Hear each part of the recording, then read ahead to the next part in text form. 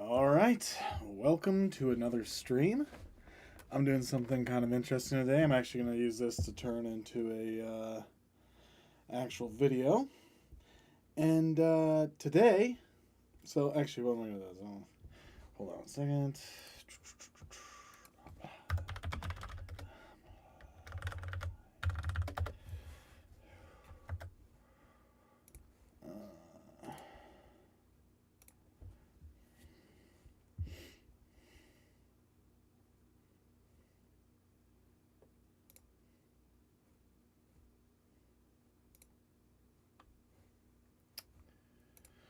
All right, so I thought it'd be fun to rank states based on how on the map they are.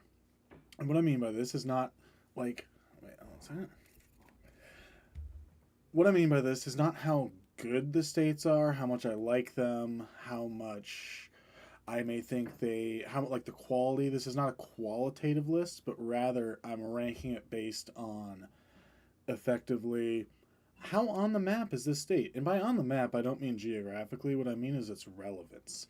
So like when you think of a place that's like, man, that place is on the map, right? In terms of cultural significance, social impact, how relevant it is to people who don't live there or who live in entirely different places. Like, how much is it talked about? How much does it come up in daily conversation? That sort of thing. Um, what's how where does it exist within the cultural zeitgeist of America? So again, this isn't a geographic map. Like I'm not talking about a literal map. I'm not talking about whether the state is good or bad. As you'll see, whether the state's more red or blue has literally no bearing on this. I will say that there's going to be both red and blue states that end up near the top and near the bottom, because again, it's really not about um, it's not about whether you like the state or not. It's rather about just its general place in the overall zeitgeist and the relevance and its just cultural impact overall. How recognizable is it? How known is it? You know, what contributions has it made? So, anyways, let's get started. Oh, and before we start, actually, and so I've ranked these based on 6 categories. At the very top, there is maximum map. This is going to be for the tippity top of the map scale. So here you're going to have like oh, sorry. So yeah, maximum map is going to be for like the cream of the crop states, the ones that are just like the most known and just most talked about, most relevant states in the United States of America. Next up, we're going to have on the map. So these states are maybe not as popular as the top ones, but these ones are going to be like very firmly on the map. Like they're very much a part of the American consciousness overall. Middle of the map is going to be basically states that are maybe not as talked about, but they're still known, they're still relevant overall. Neutral states, kind of just like, they're not necessarily completely forgotten, but they're also not necessarily talked about that much either. They don't really have much cultural or social significance. Um, Another thing that's going to come into play is politics as well. Not whether they're good or bad, but rather like in political discussions, is this state something that's talked about a lot? You know, is it notorious? Is it well regarded? Whatever. So neutral estates that aren't necessarily forgotten, but they're also not necessarily a big part of the collective consciousness either. Flyover country, I don't think I need to say much about that. That's pretty obvious. These are the forgotten states. These are states that generally just don't have a place in the conversation. Other than the people that live in these states and the immediate states surrounding them, they're probably completely and utterly forgotten, and they don't play much of a role in American culture. And then we have the final one. This is the worst possible category. This is the anti map void. This is for states that are just at the bottom of the barrel, states that have no impact whatsoever and are beyond forgotten. All right. Are you ready? So, Alabama, I guess, is first up. Alabama's an interesting one. Obviously, it's not talked about too much. It doesn't play that much of a role in the zeitgeist of America. However, I do think it does have one thing going for it, and that is I do think when people think of the Deep South, generally Alabama is the state that they're thinking about. Um, or at the very least, Alabama is in that conversation. So I'm actually going to put Alabama in the middle of the map. I think it's actually not that far off. I wouldn't necessarily call it flyover country simply because it's it's known as the Deep South. And also like Forrest Gump took place there. Like it does have some place in American culture. I think like when you think of banjo music for instance, you probably think of Alabama. Like Alabama is the state you think about when you think about the Deep South, and therefore that alone puts it at least at the middle of the map. Alaska. You know what? I would say this one is also middle of the map, simply because Alaska is well known only because it's Alaska. It's the big state that's up north. I don't think people know a lot about it, but it's still a state that people know of, and it's still a state that people will talk about from time to time, even if it's disparagingly, like, oh, you're gonna go live in Alaska or something. Or I've heard plenty of times people being like, oh, just go work on an oil tanker up in Alaska. Like, it's definitely a state that people know about and they will talk about. It's not known for much in particular, but it's still, I'd say, middle of the map. Arizona. This is an interesting one. I would say that Arizona is actually now there's two states that are well known for like retirement. Arizona is definitely one of them. I think Arizona is also what people think about a lot when they think about the Southwest. Arizona comes up. Phoenix, Arizona is a pretty big city that's well known. I would actually say that Arizona is just firmly they're on the map, or they might be middle of the map though. I don't know. They're between these two, but just to kick things off, I'm gonna go ahead and put Arizona. It's on the map. It's definitely within. It's within the collective consciousness of America. Arkansas. Mm. Arkansas. I don't think many people think about it at all. Kind of like how people think about Alabama when they think about the Deep South. I don't think people have that same reaction with Arkansas. I don't even think it's neutral. I think it's just completely forgotten about. I would put Arkansas in flyover country. All right. Next up is California. Now, obviously, this one is going in maximum map. I will say right now there's only going to be 4 states that are in here.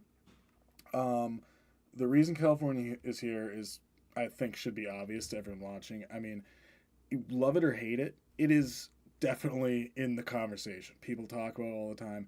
Like it always comes up. A big reason for that is Hollywood, Silicon Valley.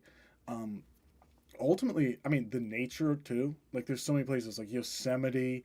The Pacific Ocean is mostly tied to California. When you think about the Pacific Ocean, like surf culture, um, okay, the redwoods, the Sierra Nevada mountains.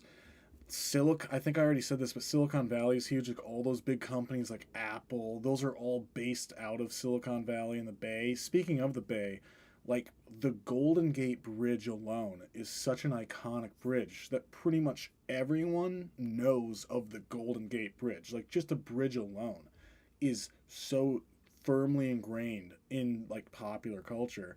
But then, you get to Hollywood.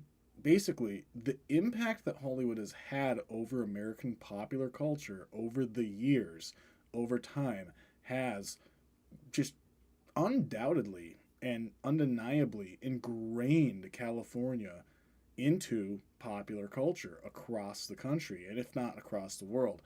And again, this isn't to say it's bad or good or whether you agree or disagree with California as a state, but it's just, is it on the map? And yeah, there's no question about it. And also politically, well, guess what? People either love or hate California. Oftentimes in political discussions, it just comes up as either a horrible place or a great place. You know what I mean? So even in political discussions, California is invoked all the time. So this is one of the states that is definitely going on maximum map. One of four states.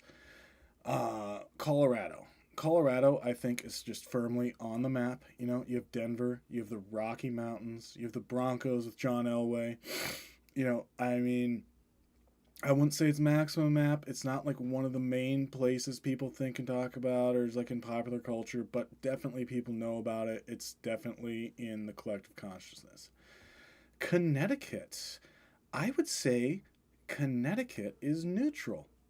I think when it comes to Connecticut, people know it exists. You know, it's not completely forgotten about, but it's also not really talked about either. You know, I certainly don't know much about it. I think people outside of New England probably wouldn't know much about it, even though people still know it exists.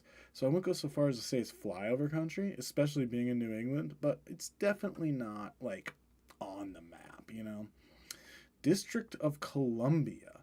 Oh, this is an interesting one. I didn't even think about this one. There might be five actually. You know, I'm gonna actually have to put District of Columbia in maximum map simply because simply because District of Columbia is the capital. I mean, that's you don't get much more map than that when it comes to American culture. Um, Maury was filmed. Wait, hold on. So actually, this I didn't even think about DC. There's actually gonna be five in here then, because I didn't expect this one to be here, but it has to be. I mean, it's literally the capital. Like they, yeah, you can't get much more mappy than that. Um, Maury. Oh well, I'm sorry, but that's still that's it's too late. It's already there. Uh, all right, moving on. Delaware.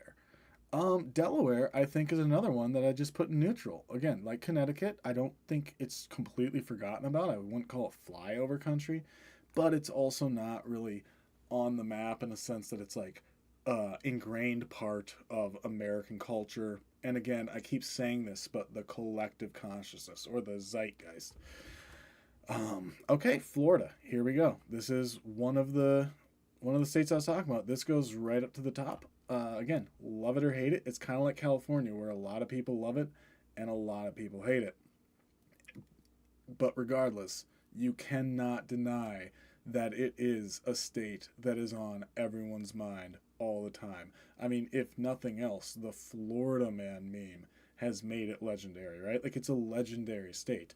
Again, even if you hate it, even if you can't stand Florida or like hate Ron DeSantis or whatever, it's still a state that's probably very much a part of your awareness in terms of American culture, society, politics.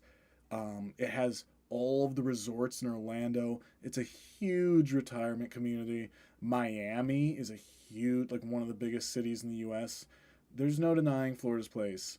Again, like California, it's a very divisive state in terms of whether people like it or hate it, but it's regardless, it is definitely one of the most significant and relevant states in the United States in terms of just the conversation. Georgia. Now that's an interesting one. Where would I place Georgia?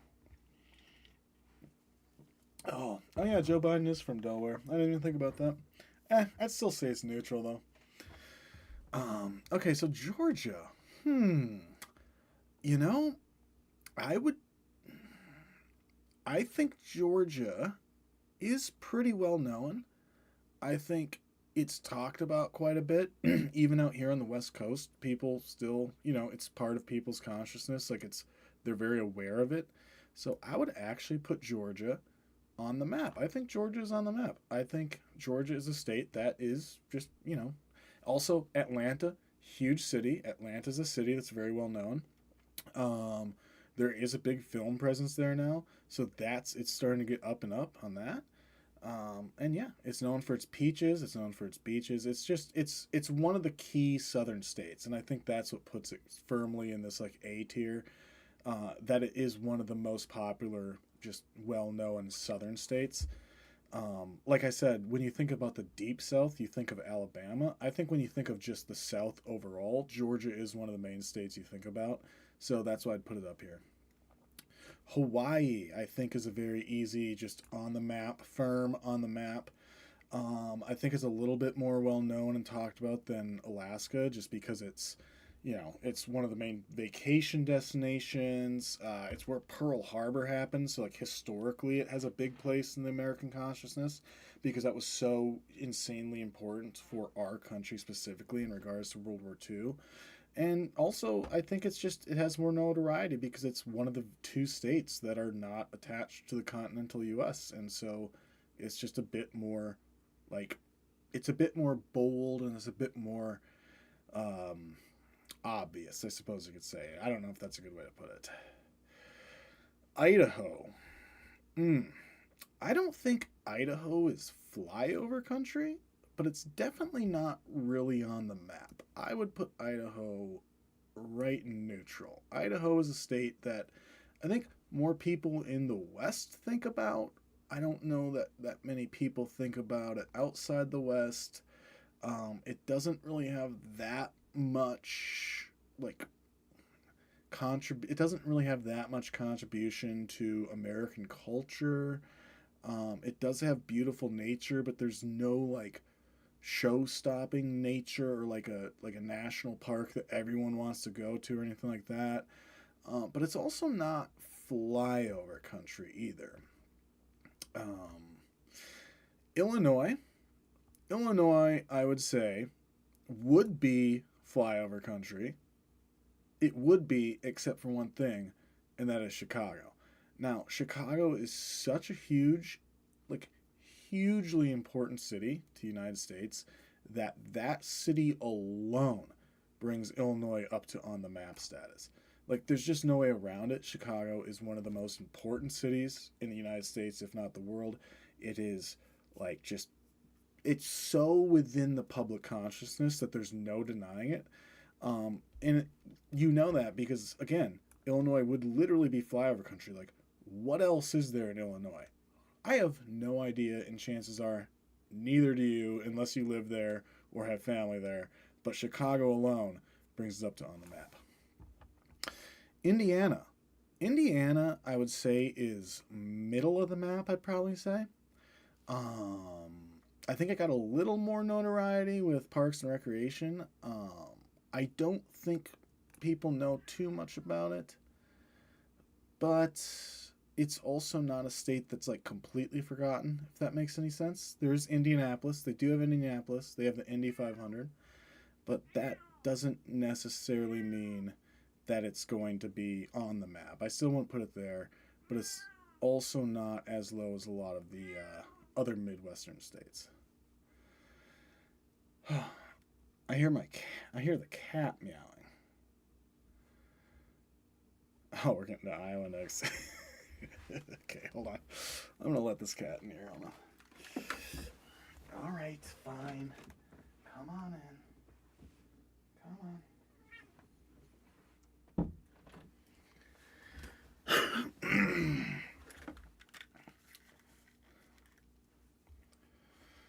on. All right.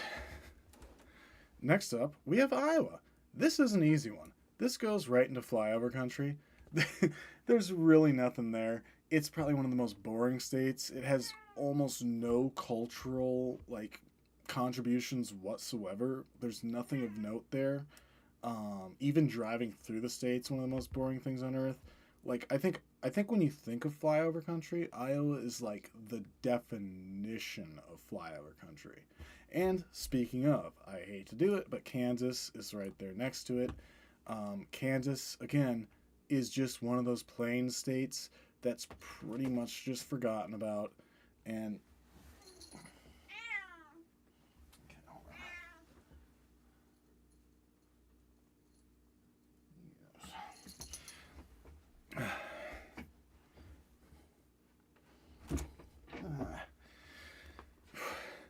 yeah, Kansas is pretty much just forgotten about. There's nothing much to say about it. There's nothing really there.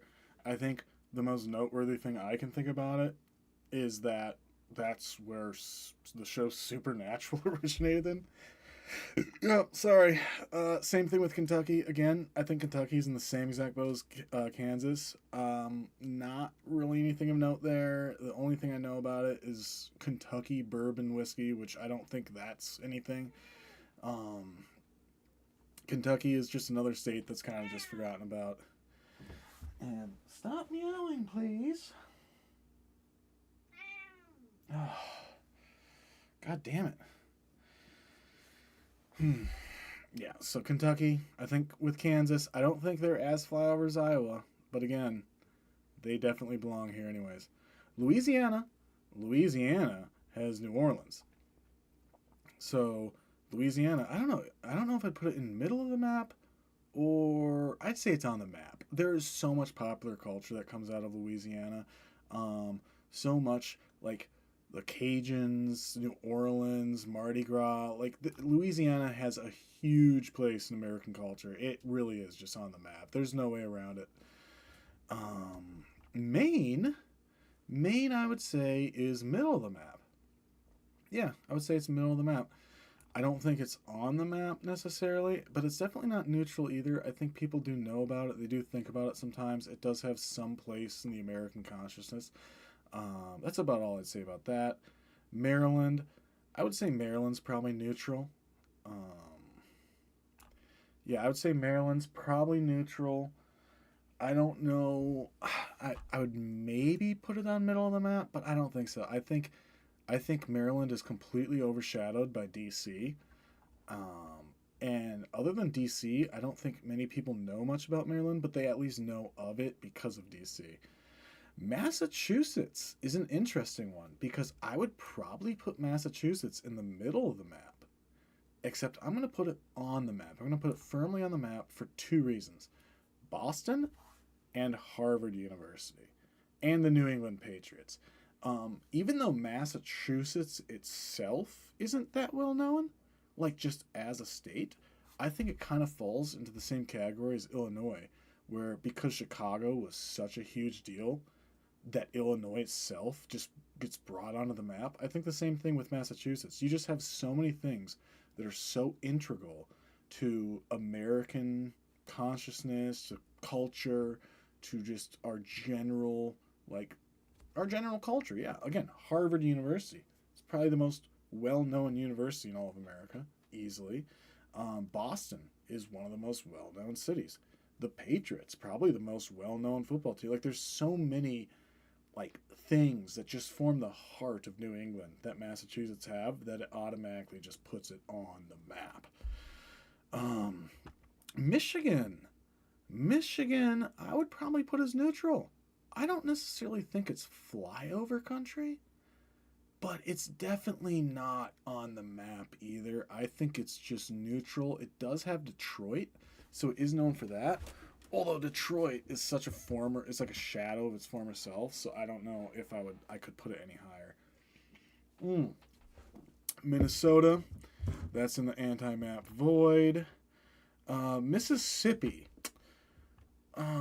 Mississippi, I'm gonna say is flyover country. Sorry, but it just is. There's no way around it. Unlike Alabama, I don't think as many people think of Mississippi when they think of the Deep South. Mississippi is kind of like Arkansas, where it kind of just exists and it's kind of forgotten about. Missouri, let's see. Missouri does have St. Louis, but I also don't think it's thought about that much. So I'm going to say Missouri is just neutral. I don't think St. Louis is enough to bump it up higher than that. It does have Kansas City, though, which is huge in the sports world. So actually, between that and St. Louis, yeah, I'm gonna at least put it in the middle of the map. Actually, I think it has a bit more relevance than other places. Montana. Montana's an interesting one, and I'm also gonna put that in the middle of the map because Montana is kind of what people think about when they think about cowboys. I think this country, this country's obsession with Western culture with like cowboys and Indians and all that type of stuff, like the historical like Western genre of films. The fact that cowboys, outlaws are kind of our main mythology of our culture. And generally speaking, when you think of cowboys and like cattle ranches and stuff like that, you think of what they call God's country, right? And that's Montana. So I think Montana gets to the middle of the map just on that alone. Nebraska, that's definitely flyover country. I don't even think that needs an explanation. That's basically on the same level as Iowa. In fact, I think Iowa and Nebraska are just a 1-2 punch. I think they're the most flyover country states in the entire country together. Nevada is on the map, obviously, for just for Vegas alone. I mean, like literally Vegas and Reno too. But again, Nevada's kind of like Illinois, where like the rest of the state's forgotten, but Vegas does it. Also, Area 51's there, so that's kind of really puts it into American consciousness as well. But the only reason I wouldn't put it in maximum, the only reason I wouldn't put it in the highest tier, is simply because those specific places are what's well known. The state of Nevada itself is not as well known. In fact, I guarantee you there's probably a lot of people who don't even know that Las Vegas is in Nevada. They probably just know of Las Vegas. Whereas, like, when people talk about Florida or California, they're talking about the state itself, right? The states themselves are what is just so concretely implanted into American culture, whereas Nevada itself is not, despite the fact that it has some pretty huge on the map places like, again, Vegas, Reno to a lesser extent, and then Area 51. When it comes to aliens are huge in American culture. Well, that's kind of Nevada. New Hampshire. You know what? I'm also going to put neutral here. I don't have much to say about that one. I think it's kind of in the same vein as Connecticut and Delaware. It's just kind of one of those New England states that kind of exist, but we don't really think about them much. But they are New England, so we're at least aware of their existence. New Jersey is definitely on the map. For better or worse. I think New Jersey might be one of the few states that's definitely on the map for pretty universal, like, bad reputation in a lot of senses. Like, it's kind of like New York's shitter. I don't think there's a way around that. I don't know. I mean, it's, Jersey Shore really gave it a lot of credibility in terms of relevance.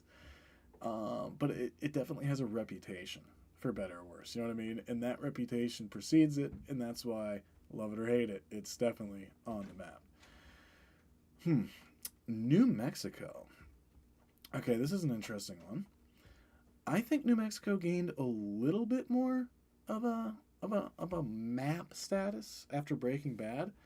And the fact that there is more filming going on there with Hollywood and all that, but I just don't think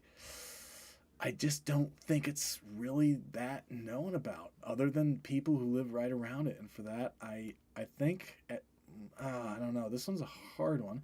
It's also known for Roswell. That definitely bumps it up a bit. I'd probably put it between these two lower tiers. But I'm going to put it in flyover country. I think ultimately, well, I don't know. I mean, it's also, like I said, Arizona's known as, like, for the Southwest. I think New Mexico kind of is too, but also I just don't. I think New Mexico is to Mississippi, or I think New Mexico is to the Southwest what Mississippi is to the Deep South. I just don't think people think about it as much. Okay, New York, easy one. This one goes into the top tier. And this one, again, is kind of like Illinois with Chicago, kind of like Nevada with Las Vegas, except for this one. It's fucking New York City. I don't even think I need to explain that one. New York is arguably the most important, most significant, most well-known city in the entire world. Again, whether you love it or hate it, it's fucking New York City. It's undeniable. Like, it belongs in this tier, and there's just no way around it. North Carolina. I would say, and I'm going to do the Carolinas together. Where's South Carolina? Okay, South Carolina. So I think the Carolinas are middle of the map. Where's South? Oh, South is here.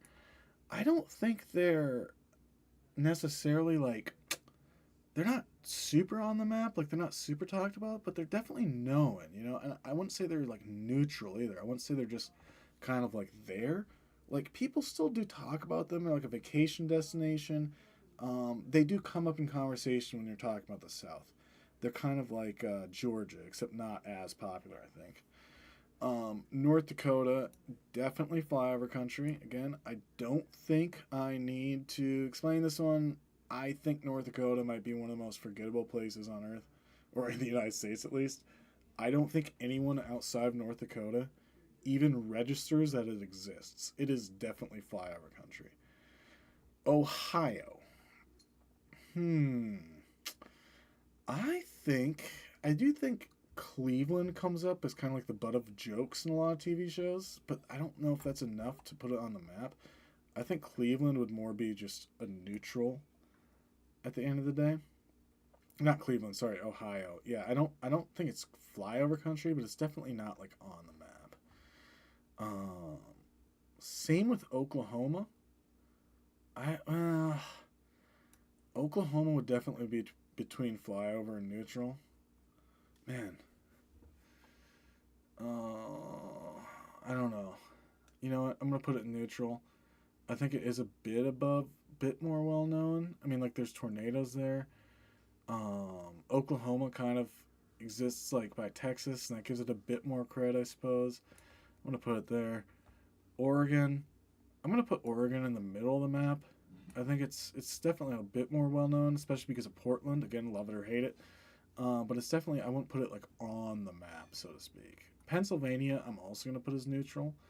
I just don't like. I don't think it's flyover country, but also it's not really in the conversation much as a state. Rhode Island. Rhode Island, I'm going to put at middle of the map. I think it's a bit higher than the other ones because, you know, it's known as like the tiniest state. Like people do know about it, but it's also not really like.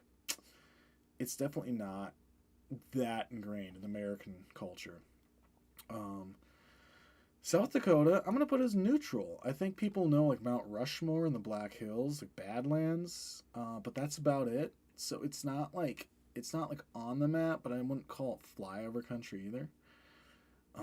Tennessee, I'm gonna put on the map. I think Tennessee is a state that's well known. It's very tied to like Mark Twain, which is very deeply ingrained in American culture. It has the Smoky Mountains. It has Nashville, and Knoxville. It's definitely a state that has been used a lot in American culture, which has put it a lot in the consciousness. Um, Texas. Okay, Texas is the final state that's going in this tier for obvious reasons. It's fucking Texas, dude. Like, again, I think the crazy thing about the disregarding the District of Columbia because I think that's like its own thing, but like these four states that I originally planned to put here, the funny thing about these is all four of these people either love or hate them. Like there's no middle ground. You have the two you have the two blue states, New York and California, which, you know, conservatives think are like, oh, they're the worst states ever. And then you have Florida and Texas, which the liberals think, oh, they're the worst states ever. But I think that's because they're so well known, they're so firmly ingrained, again, in American, like, just culture, history, just society overall. Again, even if you hate Texas, you're still probably talking about a lot, especially if you like let's say you're liberal and you want to like make fun of conservatives, you're probably going to talk about Florida or Texas, right? And vice versa. Though there's just no way around it. Like Texas is just too important to American culture and like the overall collective consciousness of this country overall that it just has to be maximum map. Utah. Now, I have to be unbiased with this one because I love Utah. I love driving through it. Utah is very special to me, but I also don't think it's that on the map. I think the only thing I think most Americans don't realize how beautiful of a state it is. I think really the only thing Americans know about it is is that the Mormons are from there.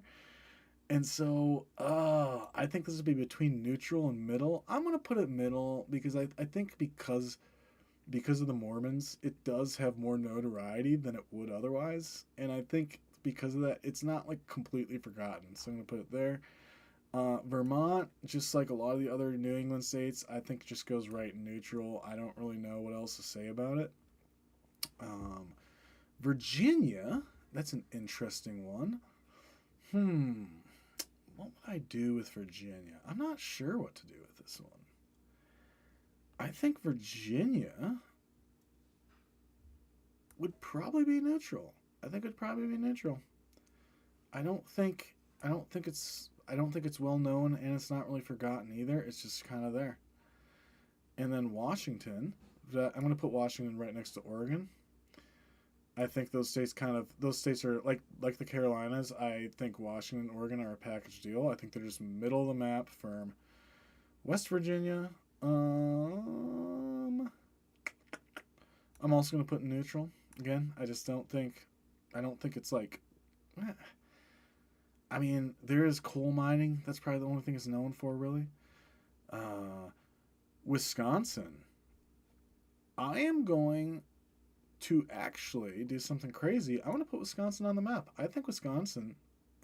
I don't know. That might be crazy. That might be too much. It's either map or middle of the map. Yeah, I can't in good conscience put it on the map. I don't know. It kind of is though. It's kind of like the Green Bay Packers are from Wisconsin, which are a super popular football team. Wisconsin is obviously known for its cheese, and it's also, again, remember, this is not to say any quality, good or bad, but just how well known a state is, how relevant it is. Wisconsin is really well known for how drunk the population always is. Like, it just is. But that might just be within the Midwest. I'm not sure. I think I'm gonna do middle. No, fuck it. I'm gonna give it to him. And then Wyoming. Wyoming, I'm gonna put on par with. Actually, I don't think it's as well known as Montana. I don't know. It'd either be middle or neutral. I think Wyoming's neutral. I think the one thing that does bump it up though is Yellowstone and the Grand Tetons, and it also is tied to cowboy culture, which I do think I actually would put it in the middle of the map. Yeah, so that's a good. I think that's a good list. I think it's pretty even actually. Yeah, and only one state made it at the very bottom. Wow, sucks to be them, I guess.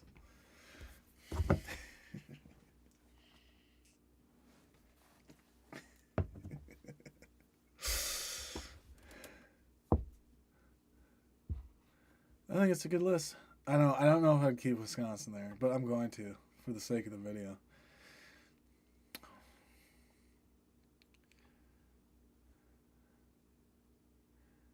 Yeah, I think this is pretty solid. Other than Wisconsin, I don't think I would put Wisconsin at neutral. To be honest, I would. And other than that, yeah, I think this is actually really solid. I think these states definitely are way more like just ingrained in American culture and like than a lot of these ones, you know. But these ones are still like known at least, and then these ones are kind of just like there, and then these are definitely the flyover country that everyone just forgets about all the time. Yeah, yeah, I think that's pretty good.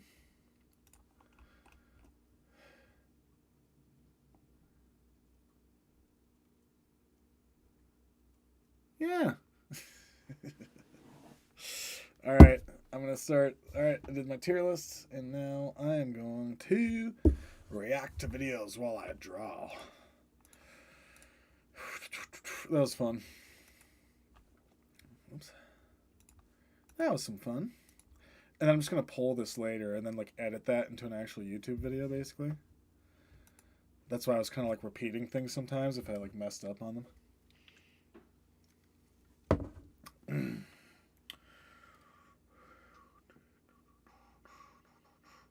Also, I think it'll be really funny with putting Wisconsin on the map because it will extra piss off Minnesotans if they're still watching it.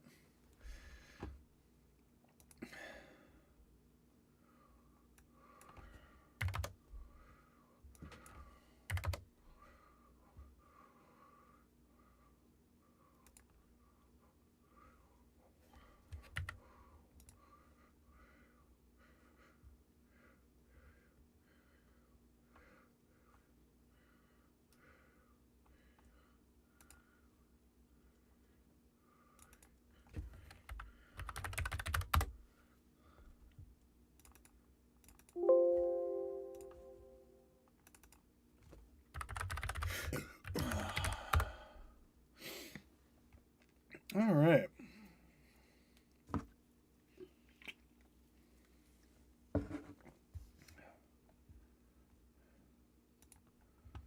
And then change the title here.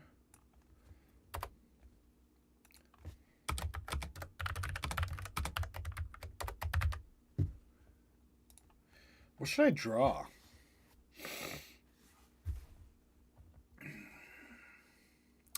You know, I don't like this canvas. I'm gonna go like that. No.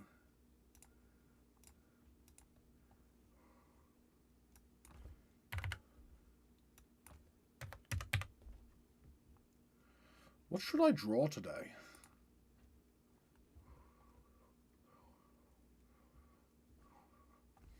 Oh, I need to get my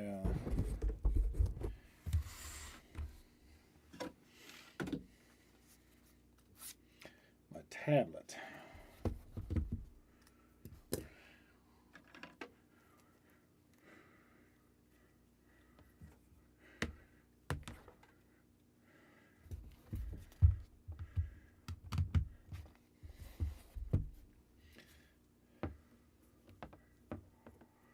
Man.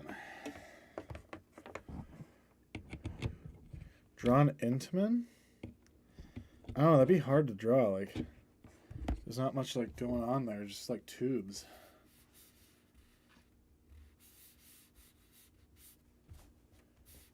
It's not right. Okay.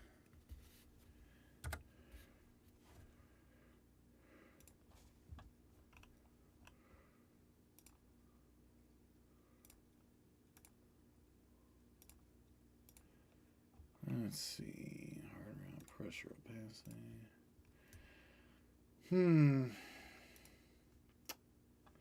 I don't know. I will say this much though. I will be right back. Wait, I'm also gonna go.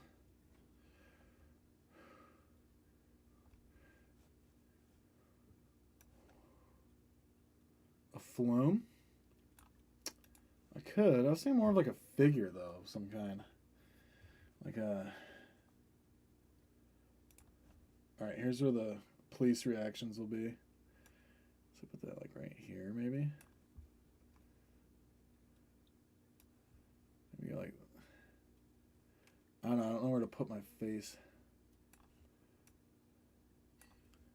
Like that, and then I think chat will go right here. There we go. Actually, maybe I should go on this side. No, it definitely has to be this side. Ryan operating a flume. I don't know, man.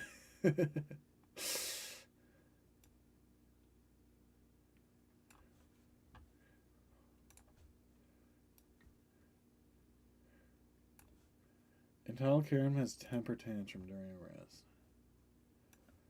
You continue to the point where I was able to get my ladder, get off my boat, walk to your boat. All right, this is queued up. I don't need it to be 4K though. What the hell? 1080 is fine.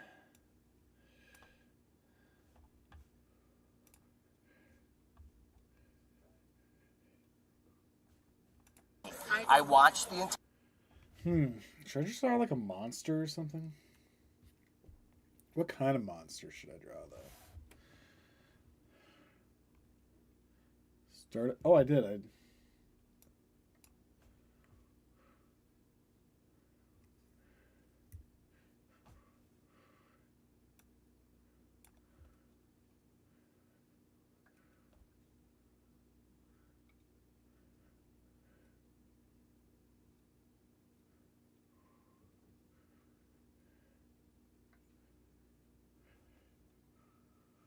Just don't look at anything that will get me copyright struck again.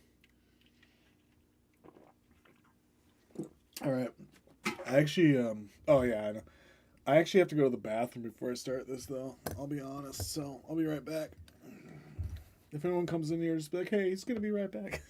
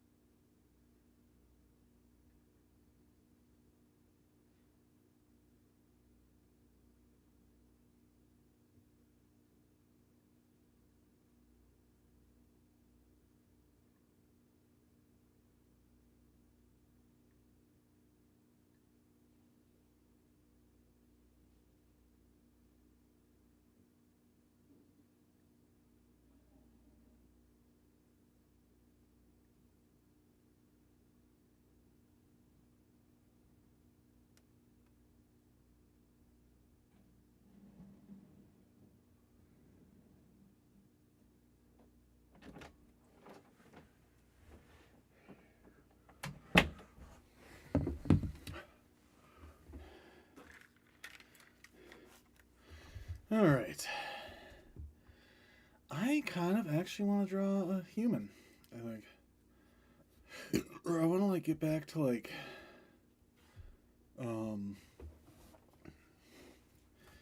maybe, like, first of all, I need a color palette. Color palette.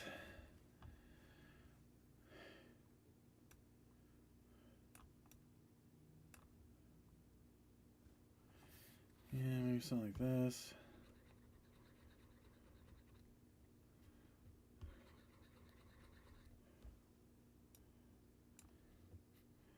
Maybe an orange like that. Maybe more of like an orange. Like so. Maybe a little bit of like a pink there.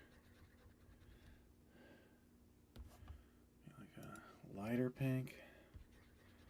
Kind of like that. Let's see, what other colors would I need? Maybe even like a lighter pink like this. Yeah, that's good. Oh yeah, sorry. I watched the entire time. Why would you do that? Well, so we'll get a lawyer, and I want to You're know more what than happened. welcome to get yourself a lawyer. now. Come on. Are you serious? Come on. Can I just get my Come on. ID? I'm not. Your ID. Excuse me. I'm not. Excuse me. Just don't. You're under arrest now, too. You are under arrest also. Officer, right now. Female officer, right now. You're the one acting like a moron. What's up, everybody? Today we have two more entitled Karens getting arrested. Now, the first one was extremely stupid. She poured an alcoholic beverage for a minor in front of a cop. And then the second one decided to get involved, and they ended up both going to jail. But before we get into that, I want to thank the sponsor. Man, it's hard to react to this while I'm driving. Maybe I can't do it.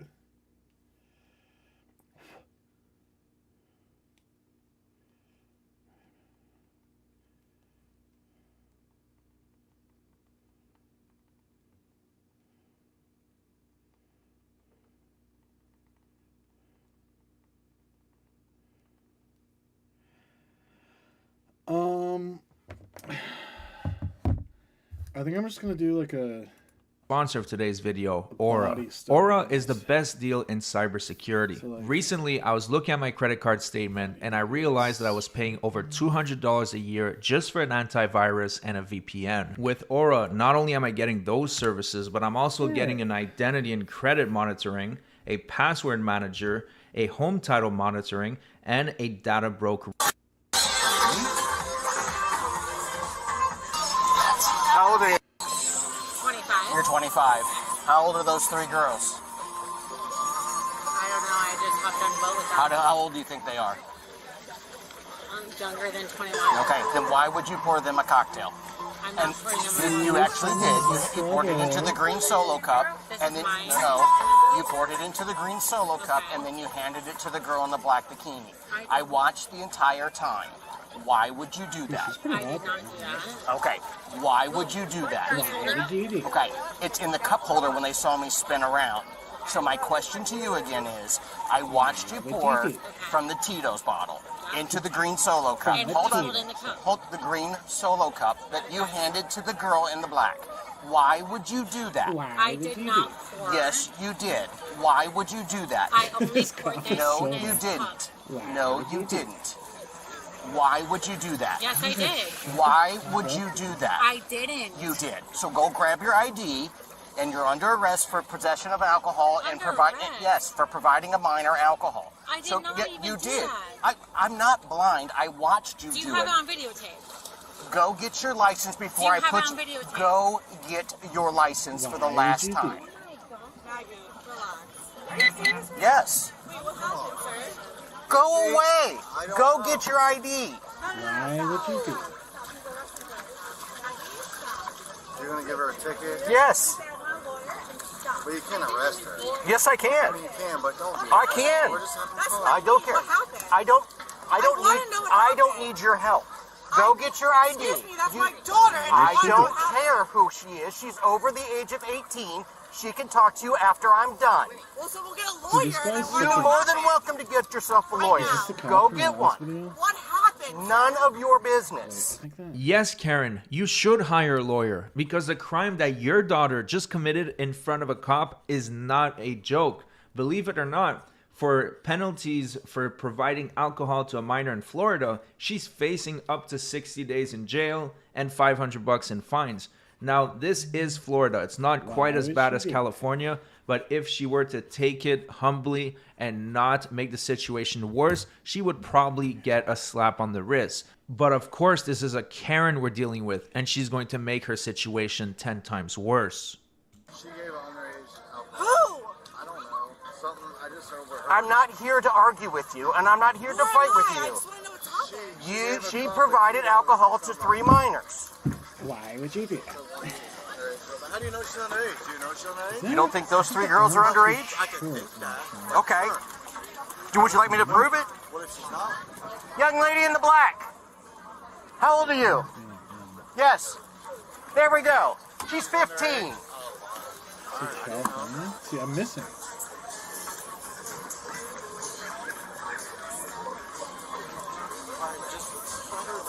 I have every intention of it, but I'm not going to argue with everybody here on this sandbar. See, this is not That's your job. If she doesn't come over here within the next 30 seconds, I'm putting her in jail. I'll go here.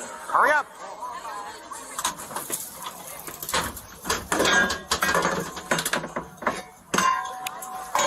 What'd you do? What? No, we're done. No. I'm done. Give her a minute. Excuse me. Come on, dude. She has to wear her license. She has Okay. to wear it for your permit. She's getting her ID, man. Sure I can. Come on. Let's go. Come on. Come on. Officer, stop. Come on. dude. Come on. Come on. Are you serious? Come on. Can I just get my Come on. ID? I'm not. Your ID. Excuse me. Don't resist. Don't resist. Don't resist. For real. For real. For real. Here, let go. Let go. Come on, man. Can I just get my ID? Serious? You can't give the girl a few minutes to get her ID, dude? Are you He's serious? not having it. Why you don't grab the purse. Yeah, I'm grabbing the purse because it was in her possession at the time that I No, took her if it was, then why don't you Let go. let you let her Let purse? go. Step off. Step off. Wow. Step off. Nothing better to do. Nope. Why? Step off. Who's that? Don't push her. Step off. Wait, but where's the Come on, let's go. Can you? Come on. Do not. Excuse me. You're under arrest now too. Are you Come on. serious? Yes, I am. No, What are you you're done doing too. right Let's now? go. What are you doing right now, sir? Please stop. Please stop. Can you let me show you my ID? Please stop. I'm telling you right now, you are under arrest also. Stop. Stop. Please stop. I swear to God. Please stop. I promise you I'm not doing anything wrong. Climb up. I'm right here, girls. I'm right here with you. Climb up. I promise you I'm not doing Climb up. anything. Stop. Why you gotta be Lady, like just this? go up. Do not. Stop. Stop fighting him. Stop fighting Stop. him. Stop. You're acting Hey, weird. stop Go. My job is here. I don't care. Go up. Go up. Go up. Go up. Female officer, right now. Female officer, right now. Okay. Right now. Sure. Right now. All the way over. Right now. Yep. Right now. Yep. You're doing too much, dude. Right now, dude. What is Doing wrong too with much. you? Step up. Dude. Step Ladies, up. I'm with you. Ladies, I stand with you. Step up. Go up. Maggie, go up. Maggie, just go. Maggie, go. Come on, man. Well, that escalated quickly. We can clearly see that the apple doesn't fall far from the tree for this one. That's true, One though. thing's for It's sure like, is that this situation dude, could have the benefited parents from were a second just as- officer. I'm 99% sure that if another officer was present, this guy would have been detained as well. Because here we can see him shield the suspect with his arm by putting his arm around her neck, trying to protect the suspect that is legally detained from the officer. That is also obstructing. Maggie, go. Don't touch her. We Don't need a touch female her. officer right now.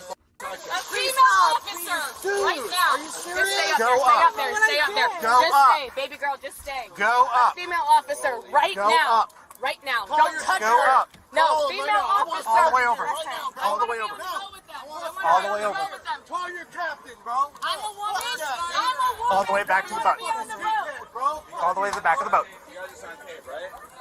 don't even know what happened. Sit. He's like, if only there was another officer. Get off. Get off. Then everyone right now. Go ahead. I am. Call your captain right now. I don't have a cap. Yeah, you do. No, I don't. Yeah, you do. No, I don't. I love when people are like, you have this. You're like, no, right? Yes, you do. I think I made the on-screen one. Because I can. Thank you. I did. Why? I did. Why? Just stop. Why you Just stop. We want a female officer. Okay, why? Why? We want a Yeah, female look at Go that. sit back down. Go sit back down. We Call want the a captain right now, bro. female officer here now. Sit down. Female officer right now. Why do they want to put like what difference is that? What's that? Just 5 minutes to do ID, bro.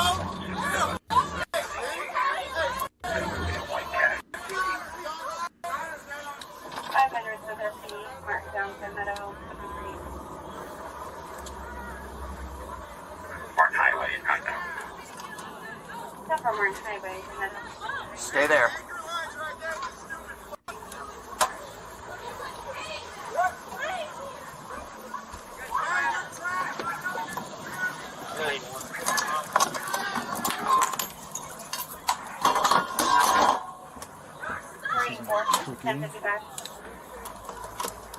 I'm busy. You're under arrest for interference. Okay. You're under arrest for providing alcohol to a minor and resisting arrest.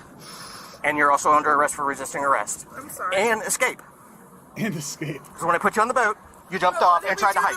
I just have a question for you though. Sure. What did she do in the first place?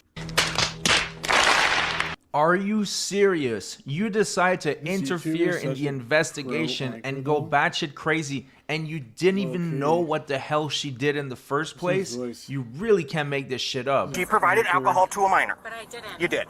I'm not gonna. This isn't an argument for you. You This have is. that on camera. Like, sir, No. it's my 15. Okay. I just I want don't to care. tell you Stop. something. How are you going to prove that? What do you mean? I watched you do I it. did not even. We're But you did. adopting a kid. But you did. We're adopting kidding a me? kid that you're doing this to. Okay, but I didn't do You it. didn't ask I swear, but I want You, when I took her off the boat, Because I you just pulled wanted- that from me and then snatched from me. So I'm- that doesn't work. That's the end of the day.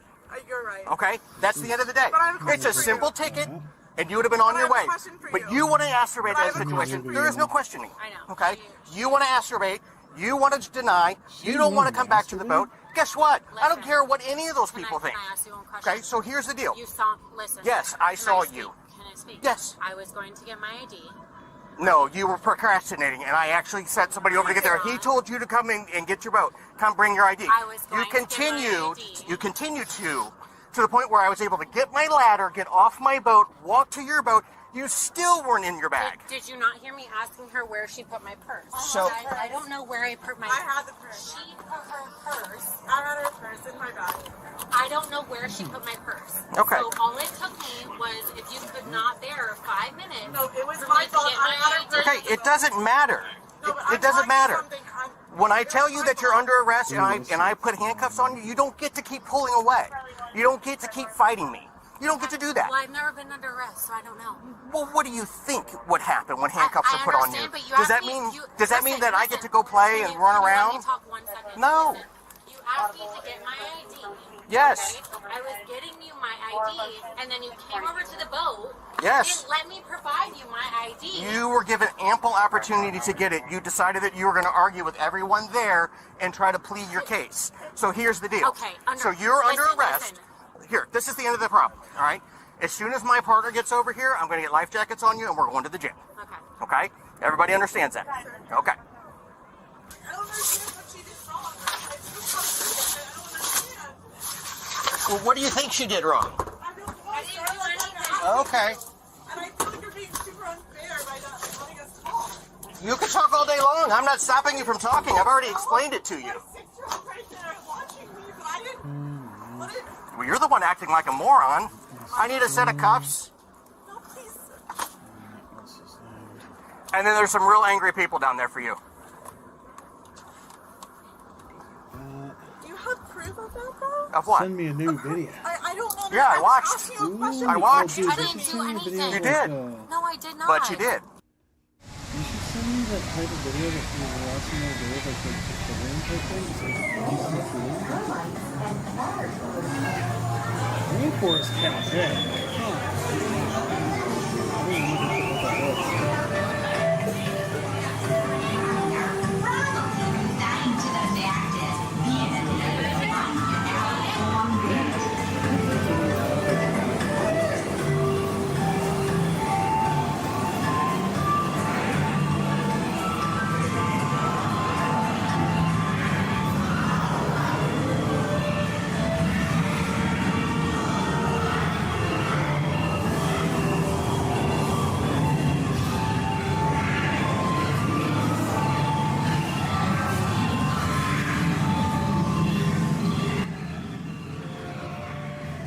You should send me like a tour, like that aquarium. What we watched the other day.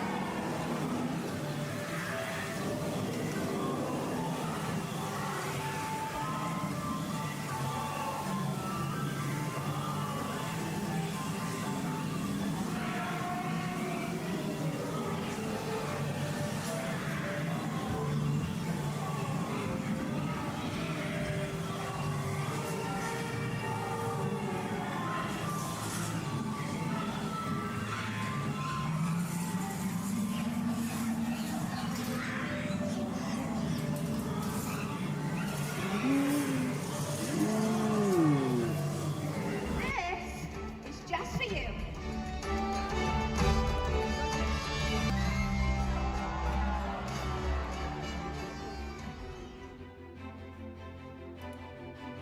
Oh yeah. It's even bigger.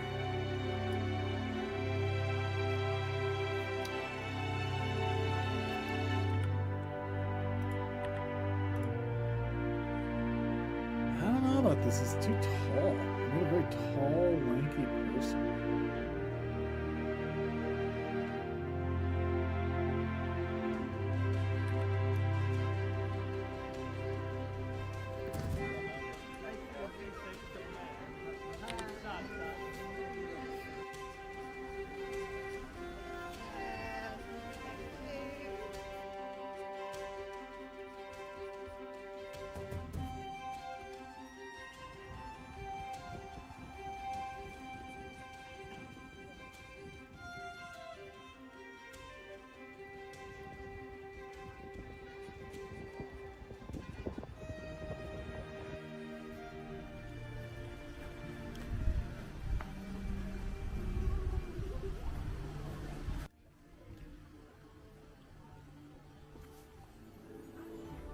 Music on?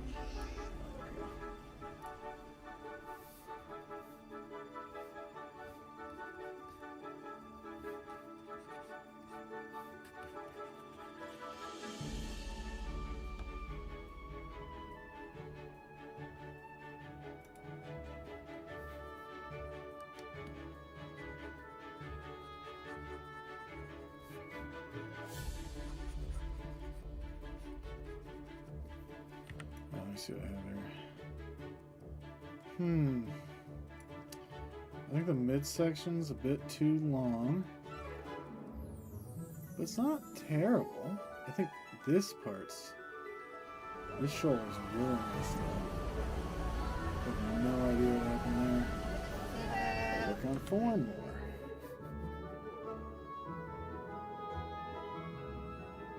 Abu Dhabi.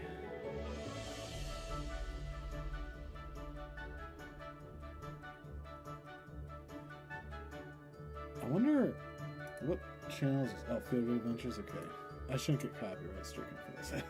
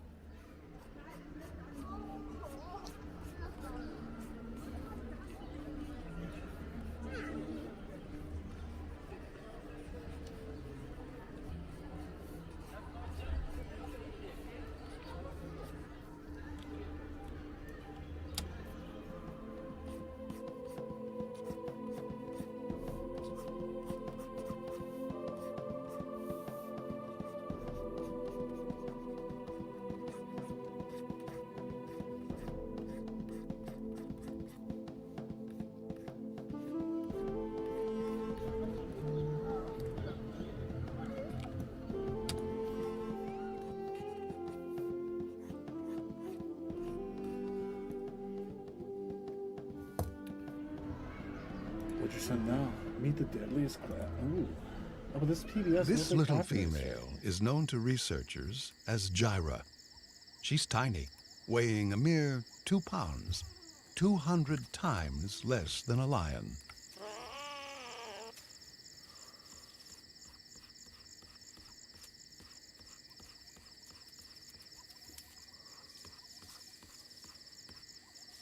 She'd be almost impossible to find, but she's being tracked with a radio collar. They might And using surveillance cameras that rival a cat's night vision, we can at last reveal her nocturnal pursuits.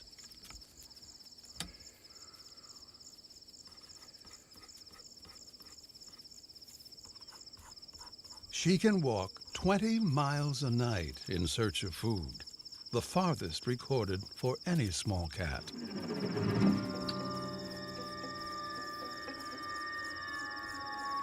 Guided by superb night vision and responding to the smallest of sounds, she finds almost anything that moves is a potential meal. She'll even eat locusts. I'm drawing right now. But she prefers gerbils. But I don't think it matters if I react to it anyways, because like they just get copyright strike no matter what. Like, even when I was playing the game. Yeah, I think when it comes to streaming, they'll just do copyright strikes no matter what. Or if that doesn't work, birds.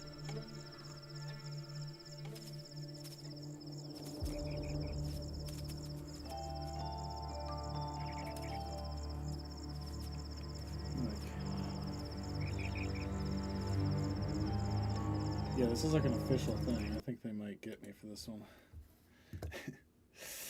They might get me for that one.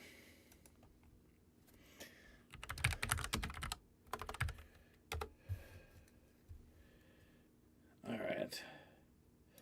Let's just do poster POVs. Ooh.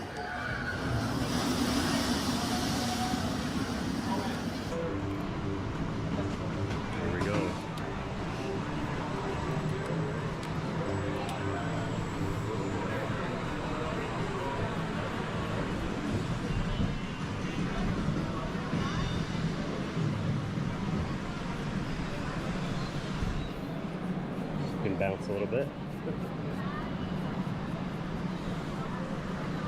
Oh man.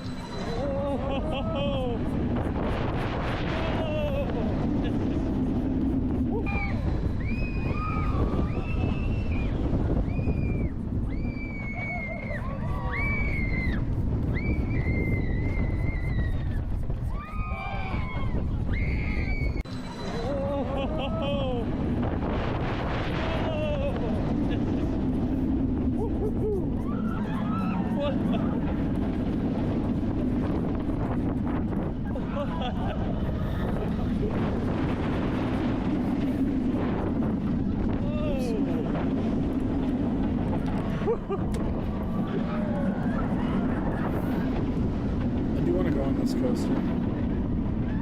Surf coaster. SeaWorld, Florida.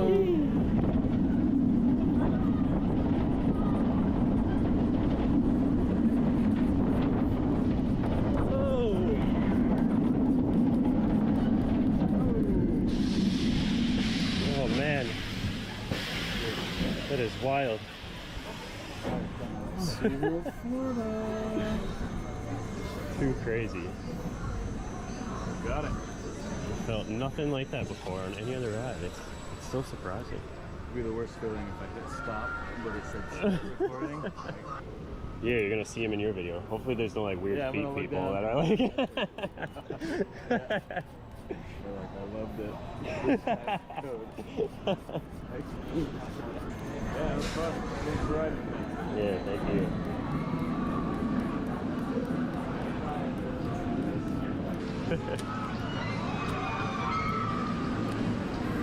Alright guys, push down, then pull up. Push down.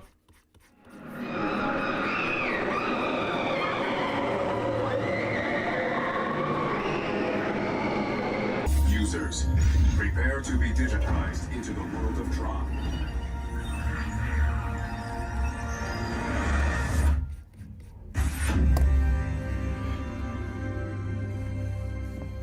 Yeah, I'll do both.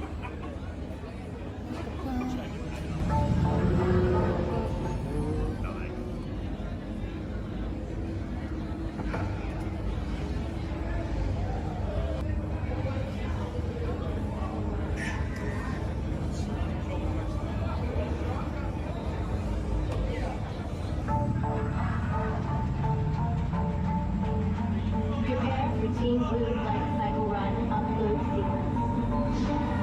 Remember, hold on, keep your head up, and face forward.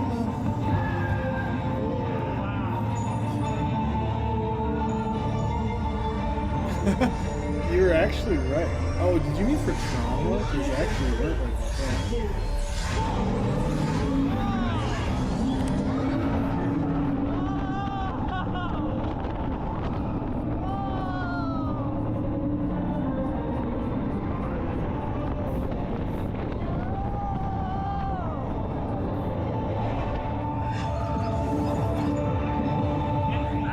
Energy gate captured. Energy gate. Right up there. It's still going.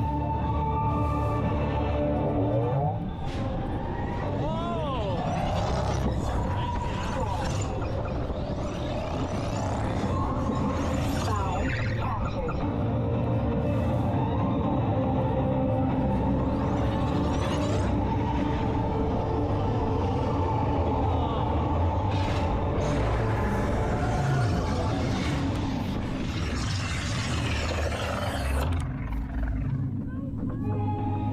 Congratulations, Seekers.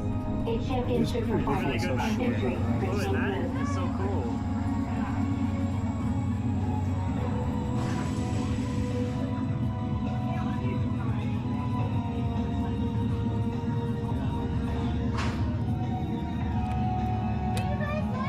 I loved it. It's fun.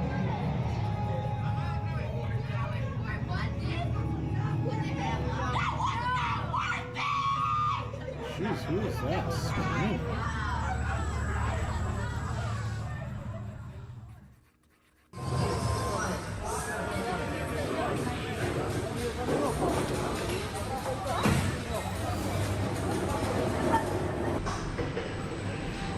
They're all great.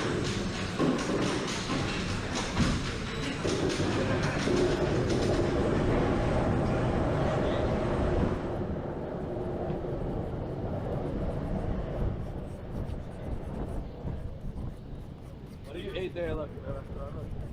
You just want to love that. They have 2 trains now. I don't know what to do. I don't want to leave.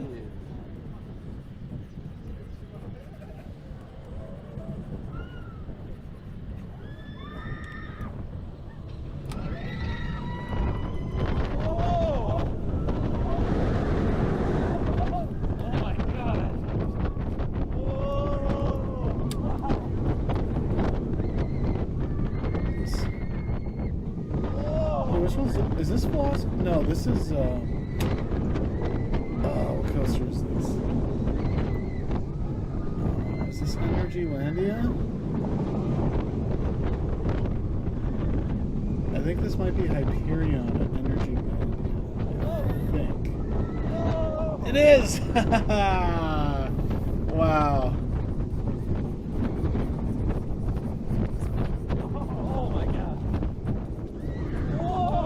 Was this Coaster Studios? Oh my god! The people just, I don't understand the people that have said that it's a little bit raw. Dude, I know, right? $60 for a Genie Pass. Toy Story Midway Mania 30 right now. Oh my god.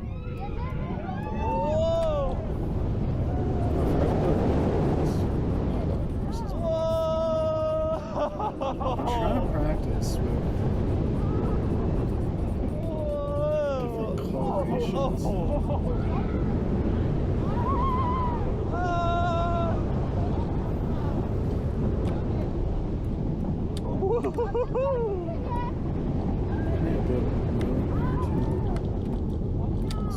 Very faint. Flow 18%.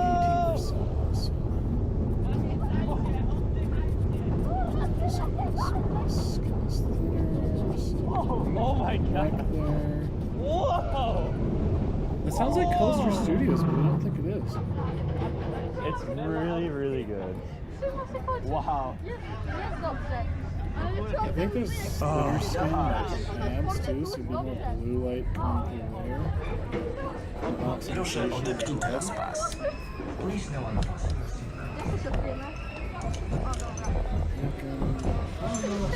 That ride up is like 15 years old. The kid who was serving us alcohol was like, how old is he? A bit of blue too.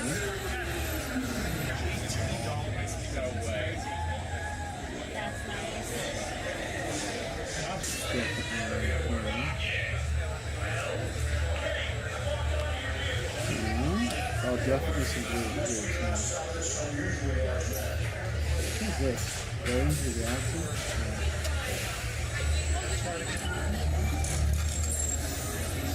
Okay, pink here.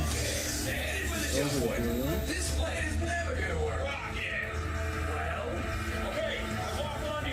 We'll be right behind you. Nothing to worry about. Unless we cannot stop this unusually large man, then you're likely doomed. Drax! Good luck! I'm just fucking around. I'm just practicing with colors. Apparently, digital painting is a lot of layering like this.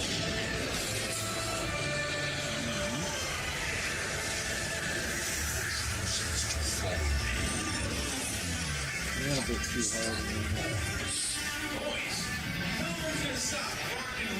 I think I need a different orange color. What have we done?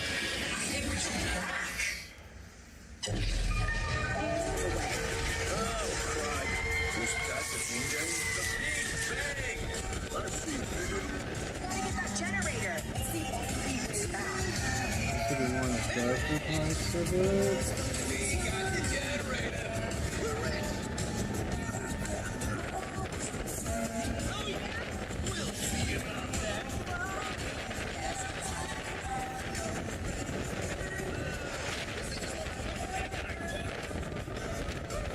Towards like edges, creases.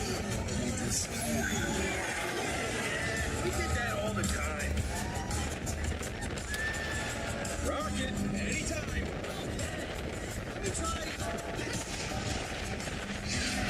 Oh, you're right. It is closed. Hold on. Cannibal elevator lift.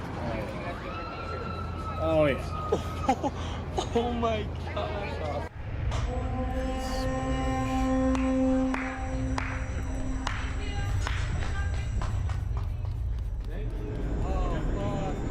What? Whoa. I need this to be a bit stronger. 6%. What?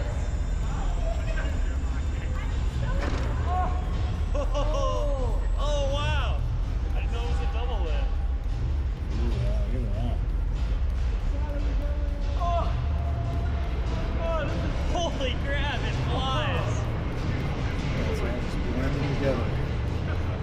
I hate the colorations between them. Oh no! He really needs nipples. Oh no!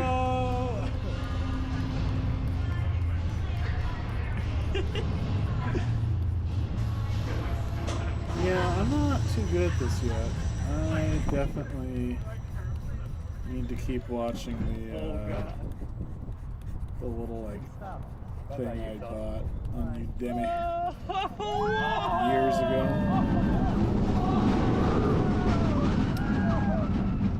I really want to go to Canada, but like literally, I think it's like $90 just to get this park, and this is in Utah.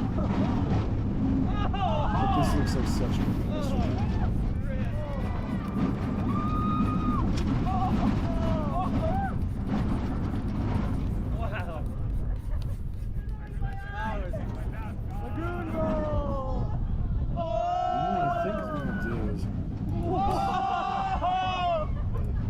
These two layers.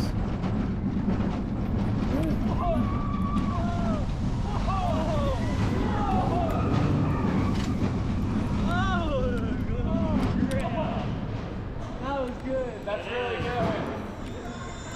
Wow.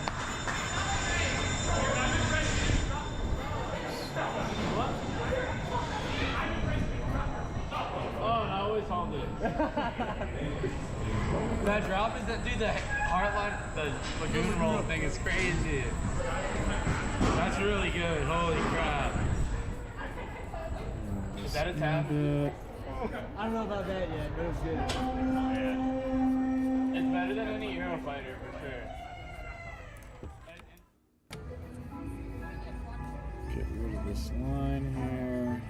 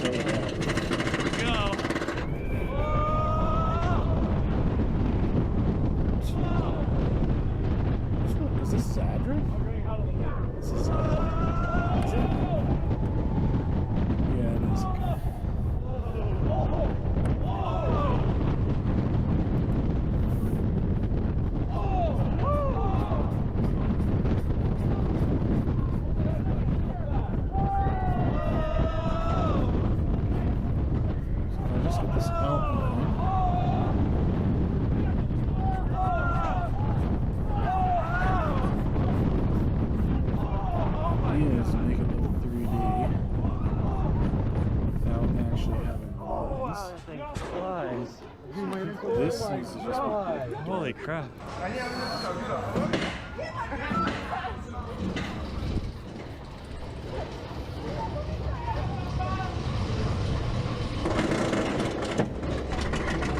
Now it's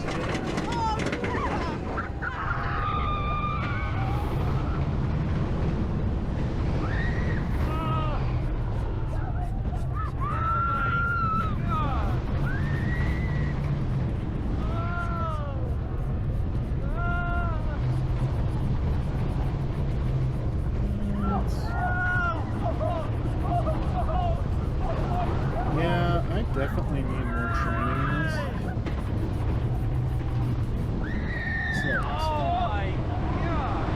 Oh, it looks so gross. That looks so disgusting. Oh my god, I don't even know what to do.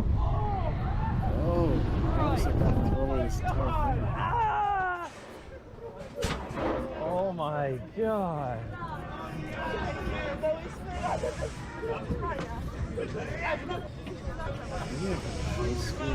Oh my god! Actual shelf and football. Oh my god. Good?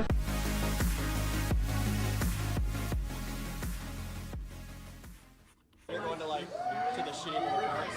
Taiga? I don't know where Taiga is actually. Oh, they're pretty good. So what I'm running into here is I don't actually know how to do like very hard cutoff with just color, like as it would be with an actual painting. Actually, that's not terrible. Yeah, that's Zadra. Taiga. I don't remember where Taiga is. Where is this? Frontal Linnamaki, so that's somewhere in Europe. I know Taiga is new though. I know Taiga isn't new. I think it might be Vicona multi-launch.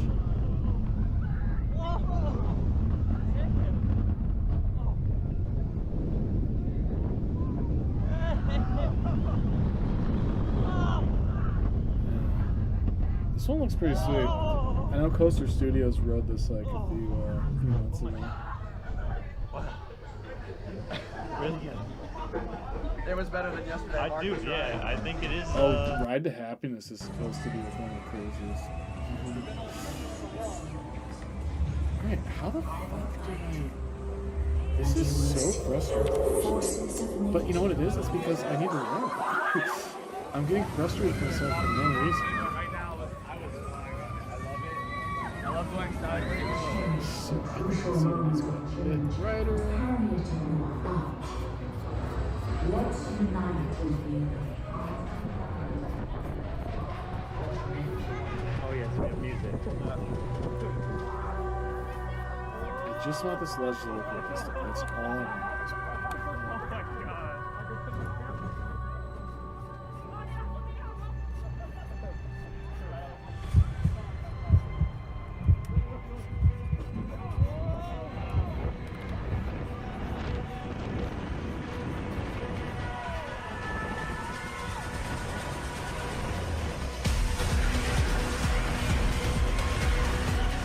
Ride to Happiness would be so insane though.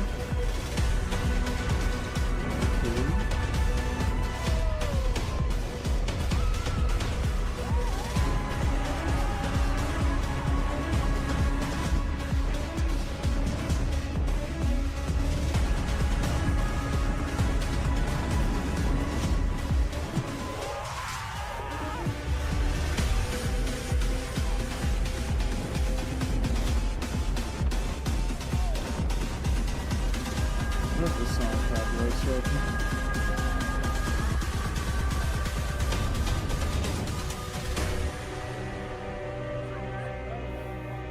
Oh my god. Look how much room I have. It doesn't look half bad. It definitely doesn't look professional. It kind of looks a little gross. But, you know, I'm just trying to learn. Bye bye.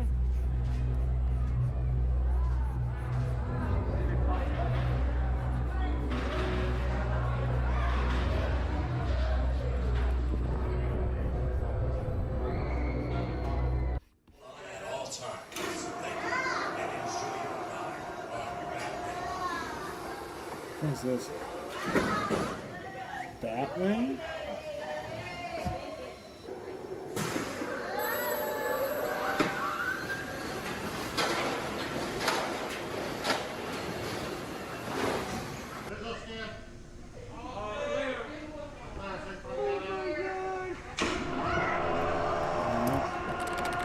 Bye bye. The Voyage. I love this one.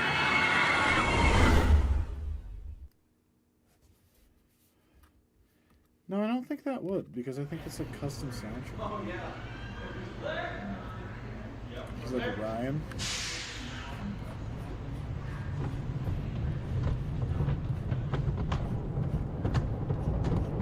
You know know what I think I'm learning right now? I went way too dark with my outline. So now as I'm blending in these lines with the actual paint, it gets bloody.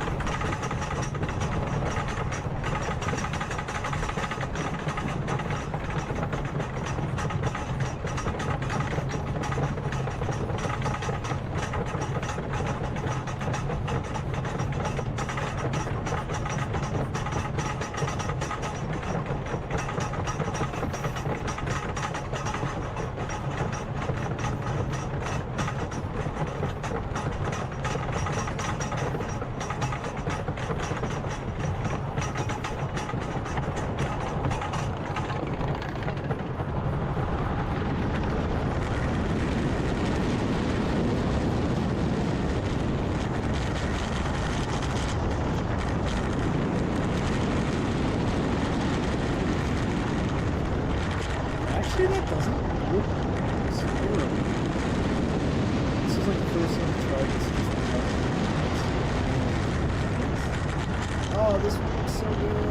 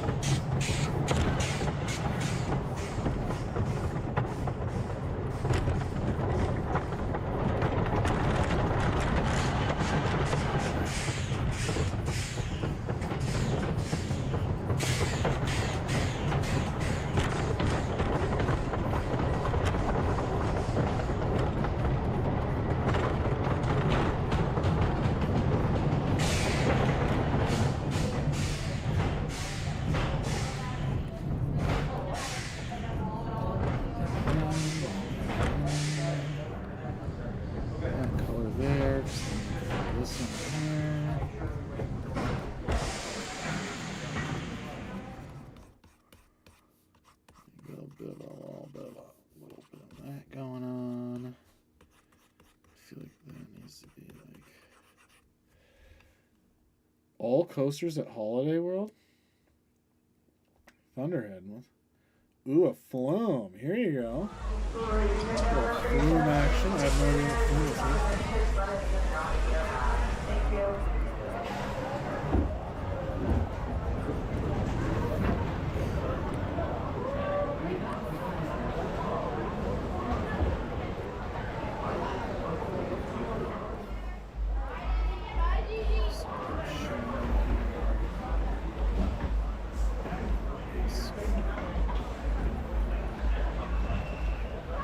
This seems to be darker up here.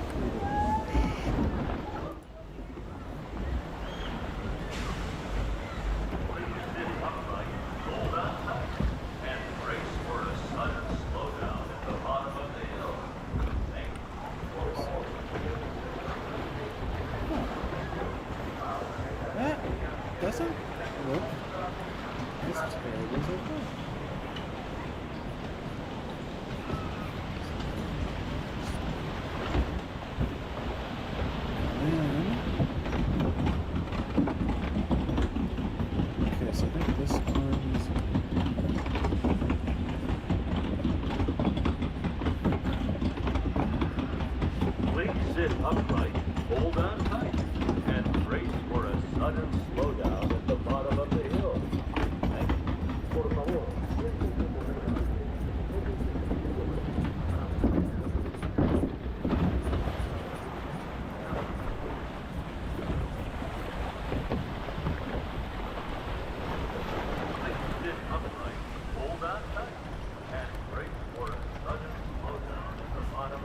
Ooh, what am I doing? Soft.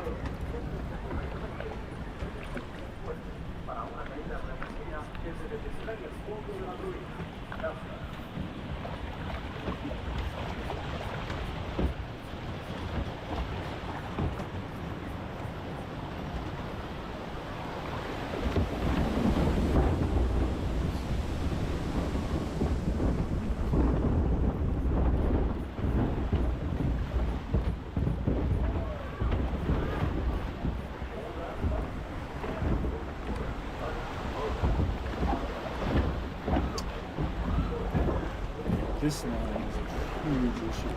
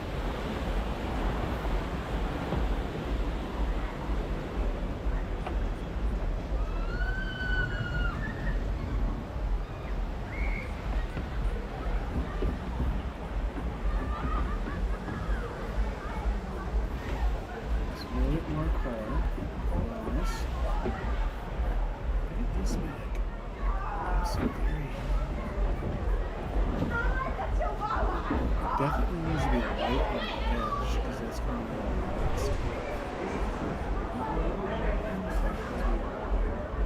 I like also very dramatic.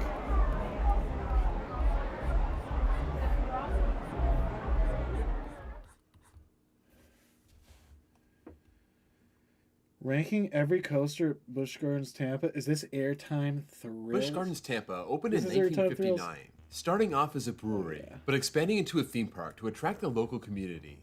Over the years, it's gone through some different names, including the Lost Continent back in the 1970s and Busch Gardens Africa in 2006. They got their first coaster in 1976, and over the years, they've seen 13 come and go.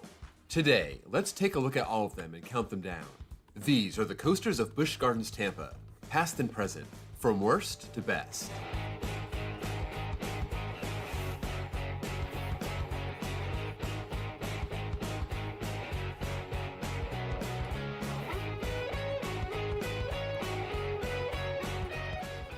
I have been to this park twice, once in 2018 and again in 2022, and I've ridden 10 of the 13, though one is set to open this year.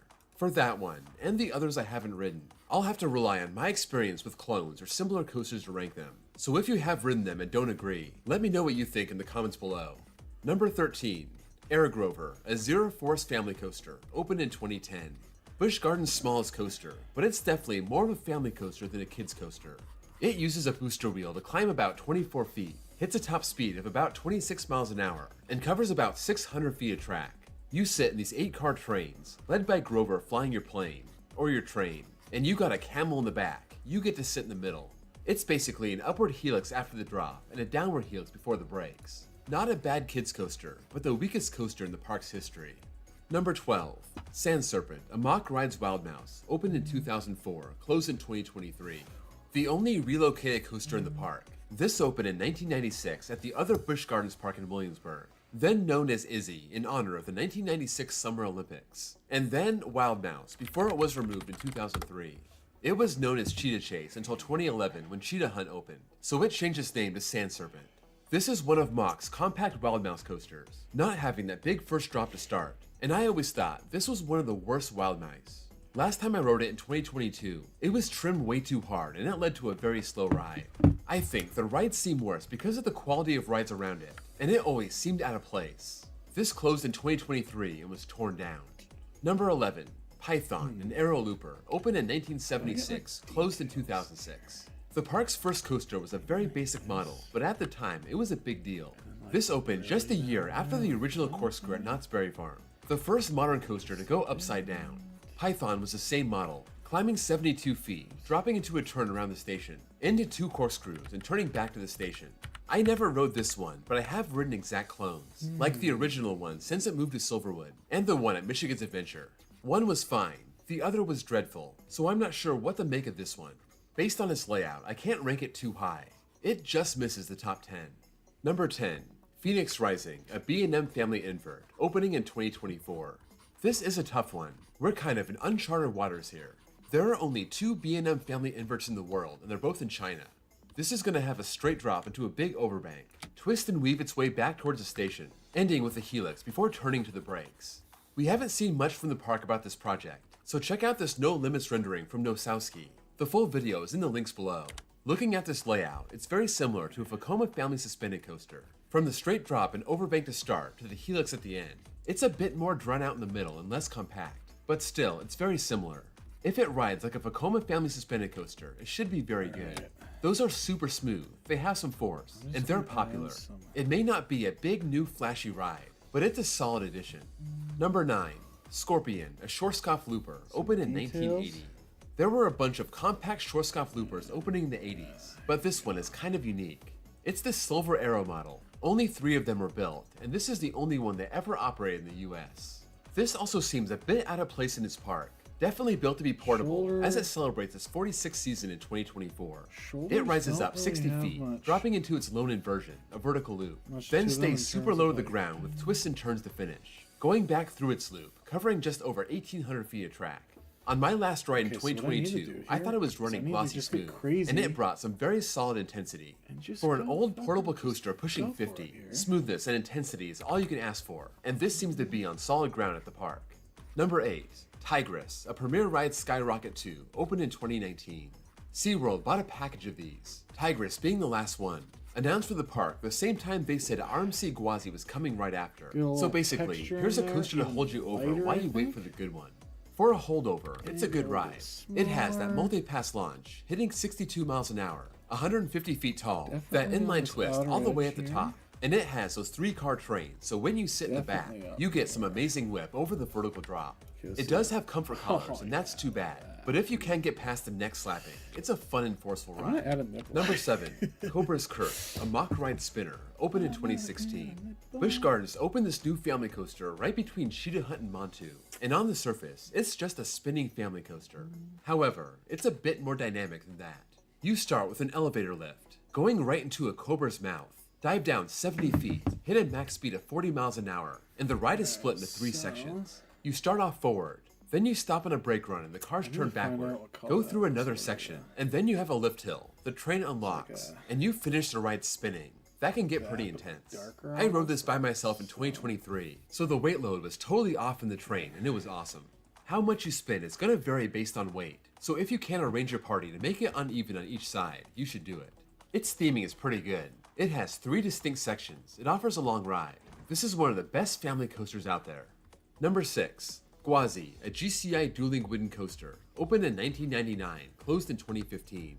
GCI was still a relatively new company when they got the Gwazi project, this being their 4th coaster and first one with dual tracks. A Gwazi is a mythological creature with the head of a tiger and a body of a lion. So one side was called the tiger, the other the lion, and both tracks would climb 105 feet, drop 92 feet, cover 3,500 feet of track, maxing out at 51 miles an hour. This was a major intertwined mess of wooden track, and over the years, apparently, it got worse and worse. It started with PTC trains. Those were replaced by Millennium Flyers in 2011, but by the end, people said it was just brutally rough. The Tiger side closed after the 2012 season, and the Lion side made it all the way to the start of 2015 before the plug was pulled for good. It stood there for 4 years. I got to see it in 2018, but never got to ride it. And finally, in 2019, RMC came in and did what RMC does. I'm sure this was a much better ride in 1999 compared to 2015, so your opinion will probably change based on when you rode it. Given the size and scale of this coaster, I think it belongs at number 6 on this list. But as always, if you have another opinion, let me hear it. Number 5.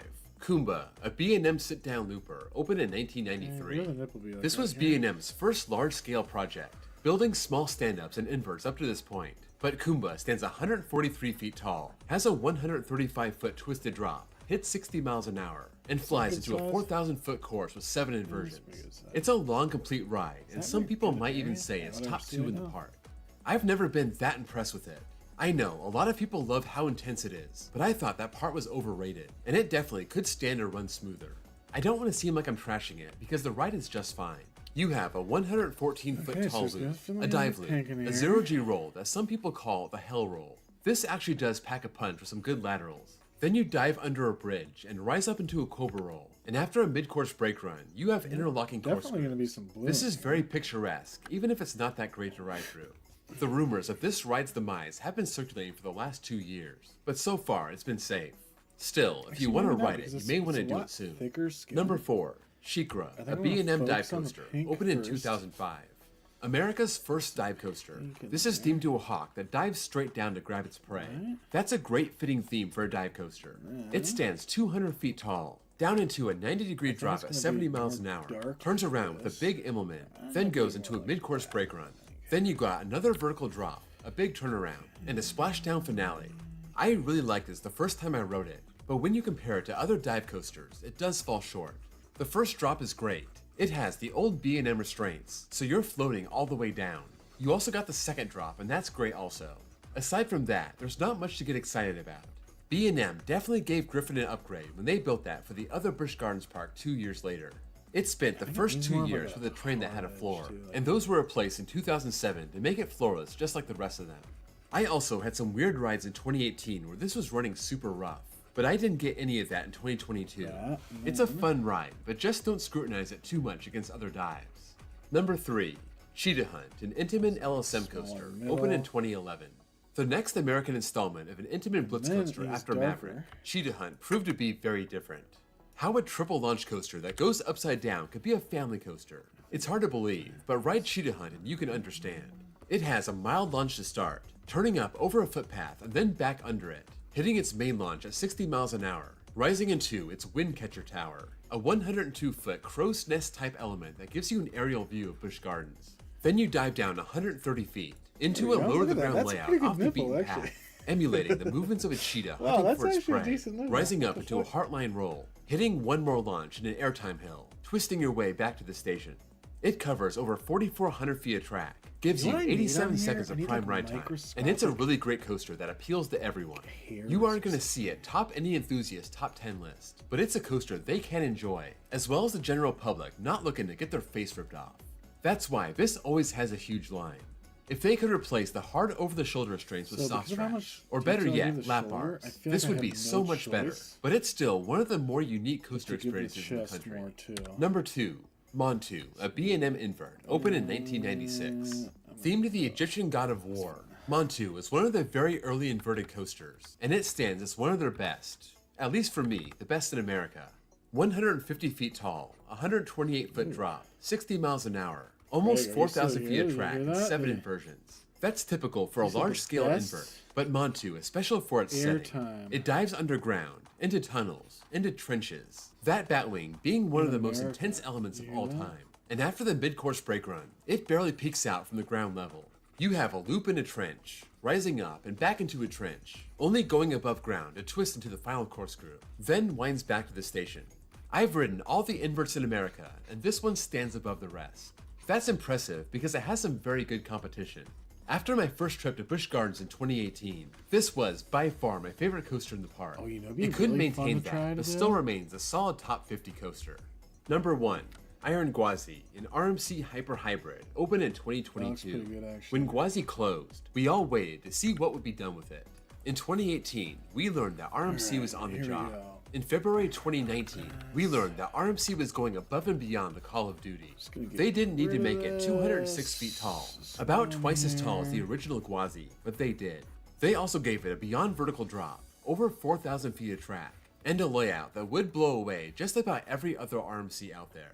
This is a non-stop, relentless layout. The best paced American RMC, feel like second in the making my world, arms only to just jacked Zadra, as fuck. including that barrel roll down drop, which is an element not for the faint I of feel heart. like this trash It is has just so ain't much big speed enough. at the end. They could have made this a mile long, but they chose to end it after the 4,000 foot mark.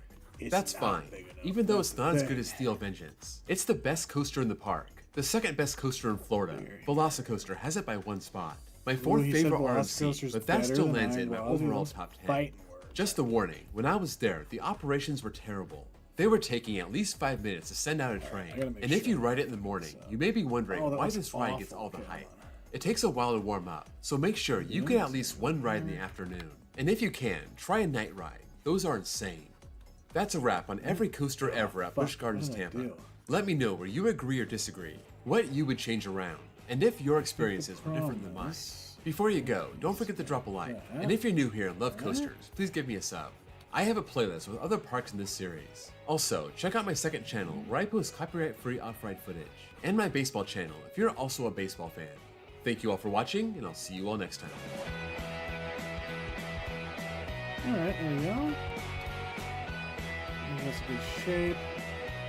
I think the bicep isn't this round though. No, so, oops. Hershey Park all In coasters 1903, Milton Hershey founded the town of Hershey, Pennsylvania, looking to build a chocolate paradise. 3 years later, Hershey Park opened to the public. They started adding rides in 1908, and their first coaster opened in 1923, the original Wildcat. The park has seen 20 coasters come and go, and 14 remain. This collection is considered among the best and most diverse in the world. And today, Dude, I'm I gonna wanna go to rack them Hershey up Park and count so them down. much. Like, that would These be are the such coasters a of Hershey super Park, good idea. from worst to best.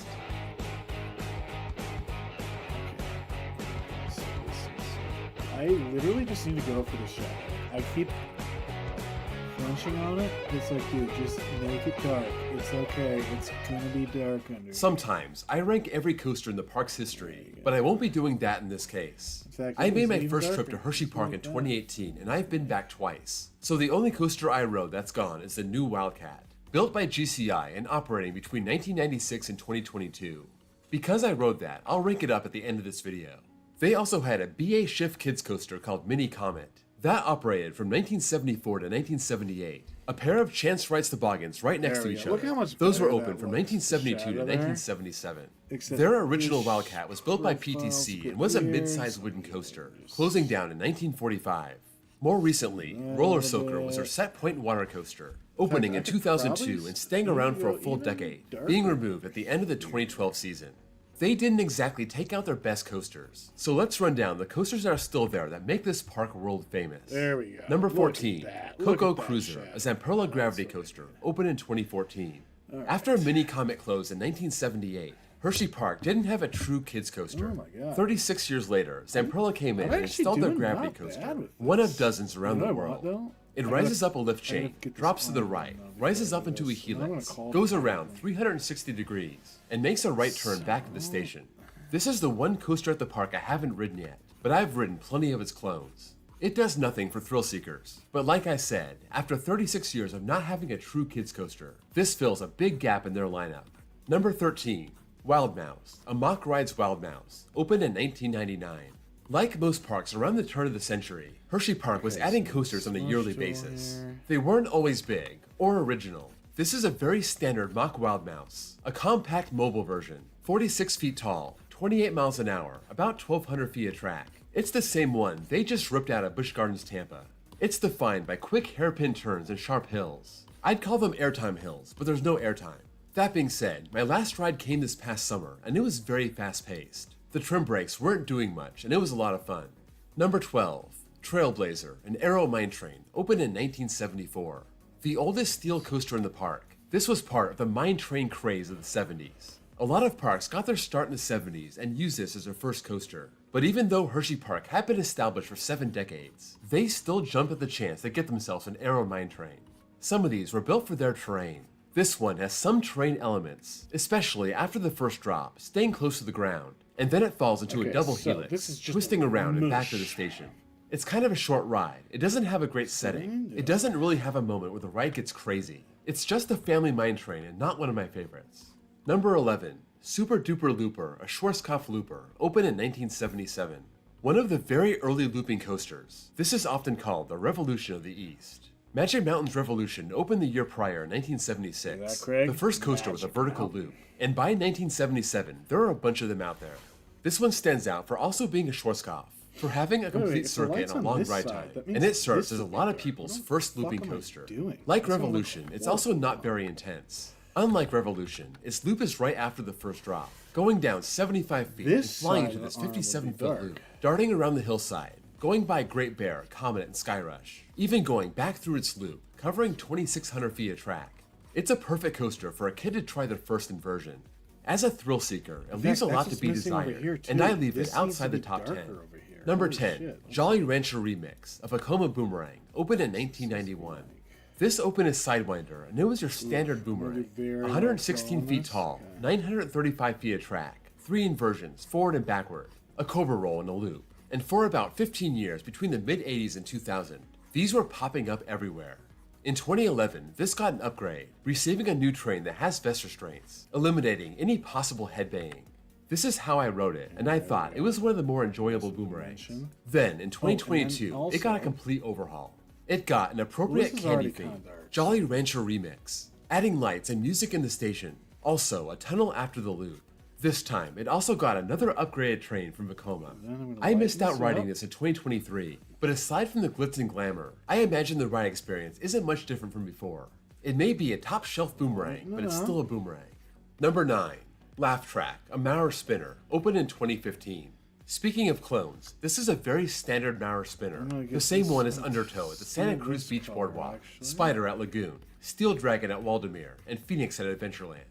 I feel I have to point this out because you can't see the laugh track. It was built in a giant box, weaving around neon funhouse theming in the darkness. All this adds a lot to the ride. It's glossy smooth, it has good forces. It's a nice twist on your typical Maurer spinner. This has absolutely miserable capacity, so watch out for that, but at least it gives a good ride. Number 8, Lightning Racer, a GCI racing wooden coaster, opened in 2000. This marked the 3rd year in a row getting a new coaster, and really, they got 2 for the price of 1. Lightning Racer has 2 sides. One's called Lightning, the other is called Thunder. They're listed with identical stats, a 90-foot drop to start, 3,400 feet of track, riding alongside each other at first, and then splitting off to do some crossovers later in the ride. In the end, they ride side by side as they hit the finish line. Some people love this, but I've never been a fan. This has a very cool layout, but even though I appreciate the smoothness, I find it pretty forceless. This was built before the water park was put in back in 2007, so now it's tucked behind the water park and separated from the rest of the park. I've never seen it with a line. This may be one of my more controversial opinions, but Lightning Racer could have been a lot better than it is. Number 7, Comet, a PTC wooden coaster, opened in 1946. This was the park's second coaster, opening the year the original Wildcat was closed down. It has the very rare T-shaped layout, opening with a 78-foot drop, flying high off the ground to start. Then it makes a right-hand turn and goes into small hills out and back. In the end, covering 3,360 feet of track. I was very impressed the first time I rode it. I got a full train on a hot day and the airtime was great. The train's having nothing but a buzz bar. Over my last 2 trips, it seems to have lost some power. And as of 2024, it's losing the buzz bars and getting the ratcheting lap bar. That's gonna hurt the ride even more, but it's still a quality ride, especially for one that's almost 80 years old. Number 6, Skyrush, an Intamin Hyper, opened in 2012. One of the most polarizing coasters in the world. I'm sure at least half of you watching put this at number 1. This is all about intensity and ejector airtime. A cable lift hull rocketing the train up 200 feet, dropping at 85 degrees, twisting to the right, and going to a layout full of airtime hills and sweeping turns, covering 3,600 feet. The elephant in the room here is the lap bars. Skyrush has very weird 4-across wing seating trains, having lap bars that come down over the rider's head and it shows no mercy. It comes down and digs into your lap, and the first time I went into the park, I hated them with a seething passion. Over my last 2 trips, I have learned to tolerate them, though they do kill all the great airtime the ride has to offer. I've come to realize the ride has a lot of filler track, something it really can't afford given it's not that long, and if you sit in the wing seats in the back, you're gonna get shaken up. I'll end by saying some nice things. The first drop in the back is awesome, so is that first airtime hill, but after that, you get a lot stapled. I also really like the last switchback hill, giving some good laterals with those negatives. That's why it's up here at number 6, but with Hershey Park's deep lineup, it can't crack the top 5. Number 5, Fahrenheit, an Intamin looper, opened in 2008. Of all the Intamin coasters in the world, there aren't too many like this one. Intamin hasn't made many traditional looping coasters, let alone one that has a vertical lift and a beyond vertical drop. This one being the steepest in the world when it opened at 97 degrees, falling 121 feet, covering 2,700 feet of track and going into 6 inversions. This is not a blitz coaster, but it rides like one. It's very fast paced, going into big inversions to start, and ending with 2 corkscrews and a sharp airtime hill that tosses you out of your seat. A very impressive feat considering those bulky restraints. It runs a bit rough, but as of 2023, it's not that bad. You know what This I'm is a great missing ride, here? and one you're not going to find anywhere else. Number 4, Great Bear, a B&M invert, opened in 1998. This was the park's first B&M, and they crammed this into a small space in the hollow section of the park. Because of the weird dimensions, this starts with a helix after the lift hill, lining up that 124-foot first drop on a thin piece of land, right between the footpath and the creek. This goes into a loop, Immelman and 0G roll, diving into the creek and ending with a final corkscrew. This part famous for its very creative support structure, and it winds its way back up to the station. It only has 4 inversions, it only has 2,800 feet of track, but if you like a weird ride, this is it. Also, it was much more intense than I remember when I rode it in 2023, so that's an added bonus. Number 3, Stormrunner, an Intamin accelerator, opened in 2004. After Accelerator paved the way in 2002, and Top Thrill Dragster broke every major record in 2003, Hershey Park had to get their hands on their very own Intamin accelerator, using that powerful hydraulic launch. This is one of the fastest launches in the world, 0 to 72 in 2 seconds, and unlike the others, this has a dynamic layout. It rises into a 180-foot top hat, drops down into a cobra loop, and then the one-of-a-kind flying snake dive. A heartline roll into another twisting dive to the ground. one-of-a-kind It then winds its way back to the station, so it's not a very long ride at 2,600 feet, but it's chock full of great elements. The only downside is the restraints, the same ones used on Fahrenheit, and these do suppress the forces, but it could be worse. At least, they replaced the hard plastic ones with soft straps. Number 2, Candemonium, a B&M Hyper, opened in 2020. It's unusual for a park to have 2 hypers, but with the nature of Skyrush, Candemonium couldn't have been more different. Skyrush is violent, Candemonium is graceful. This was part of the new Chocolate Town section of the park, the first thing you see when you enter Hershey Park. This is themed to all things candy. The track, Chocolate Brown. The trains, themed to Hershey's Kisses, Reese's Peanut Butter Cups, and Twizzlers. The queue and station, basically one giant candy bar. This rises up 210 feet, dropping into a course that covers over 4,600 feet. That makes it one of the shorter B&M Hypers, and its finale around the Kisses fountain looks pretty, but isn't that exciting. This actually isn't one of my favorite B&M Hypers, but you really can't go wrong with a B&M Hyper. It has fantastic airtime, and the highlight of the ride is the first Camelback. In the back row, you get a full 5 seconds of air. Number 1, Wildcat's Revenge, an RMC hybrid, opened in 2023. For years, the one thing Hershey Park was missing was an elite top shelf coaster. For as deep as the park's lineup is, unless you were a big Skyrush fan, there were a lot of coasters that landed in my top 100 but not my top 50. Candemonium came close but wasn't quite there. Wildcat's Revenge definitely got the job done. Everyone knew an RMC would fit perfectly in the park, and this was a rare moment where the park did exactly what enthusiasts wanted. They converted the 1996 GCI Wildcat into a hybrid, adding 34 feet to the height, packing it with strong airtime and 4 inversions. It covers just over 3,500 feet of track, and the first half is elite. It has an 82-degree drop at 140 feet, a step-up underflip, a sharp airtime hill, a stall, but I think the second half is just average. This knocks it down to a middle-of-the-pack RMC, but it's still a top 25 coaster in my books, and without a doubt, the best coaster at Hershey Park. How about the coaster it replaced? I got a couple rides on Wildcat, the original coaster from GCI, and it left a lot to be desired. It had a good custom layout, 106 feet tall and almost 3,200 feet long, but it ran rough and it lacked any force. It wasn't a classic, it wasn't good. The only sentimental value it had was being GCI's first project, so it was a great candidate to be RMC'd. I didn't hate it, but I wasn't a fan either. If I was gonna plug this into Hershey Park's lineup, I'd rank it number 11, right behind Sidewinder, but right ahead of Super Duper Looper. That's a wrap on Hershey Park. Let me know what you think of my ranking, what you would change around, and if you have any experience on the defunct coasters at Hershey Park, tell me what you thought of them in the comments below. Before you go, don't forget to drop a like, and if you're new here and want to see more content like this, please give me a sub. I have a playlist with other park rankings. Also, check out my second channel, where I post copyright-free off-ride footage, and my baseball channel if you also happen to love baseball. Thank you all for watching. I will see you later. Oh shit, get rid of that.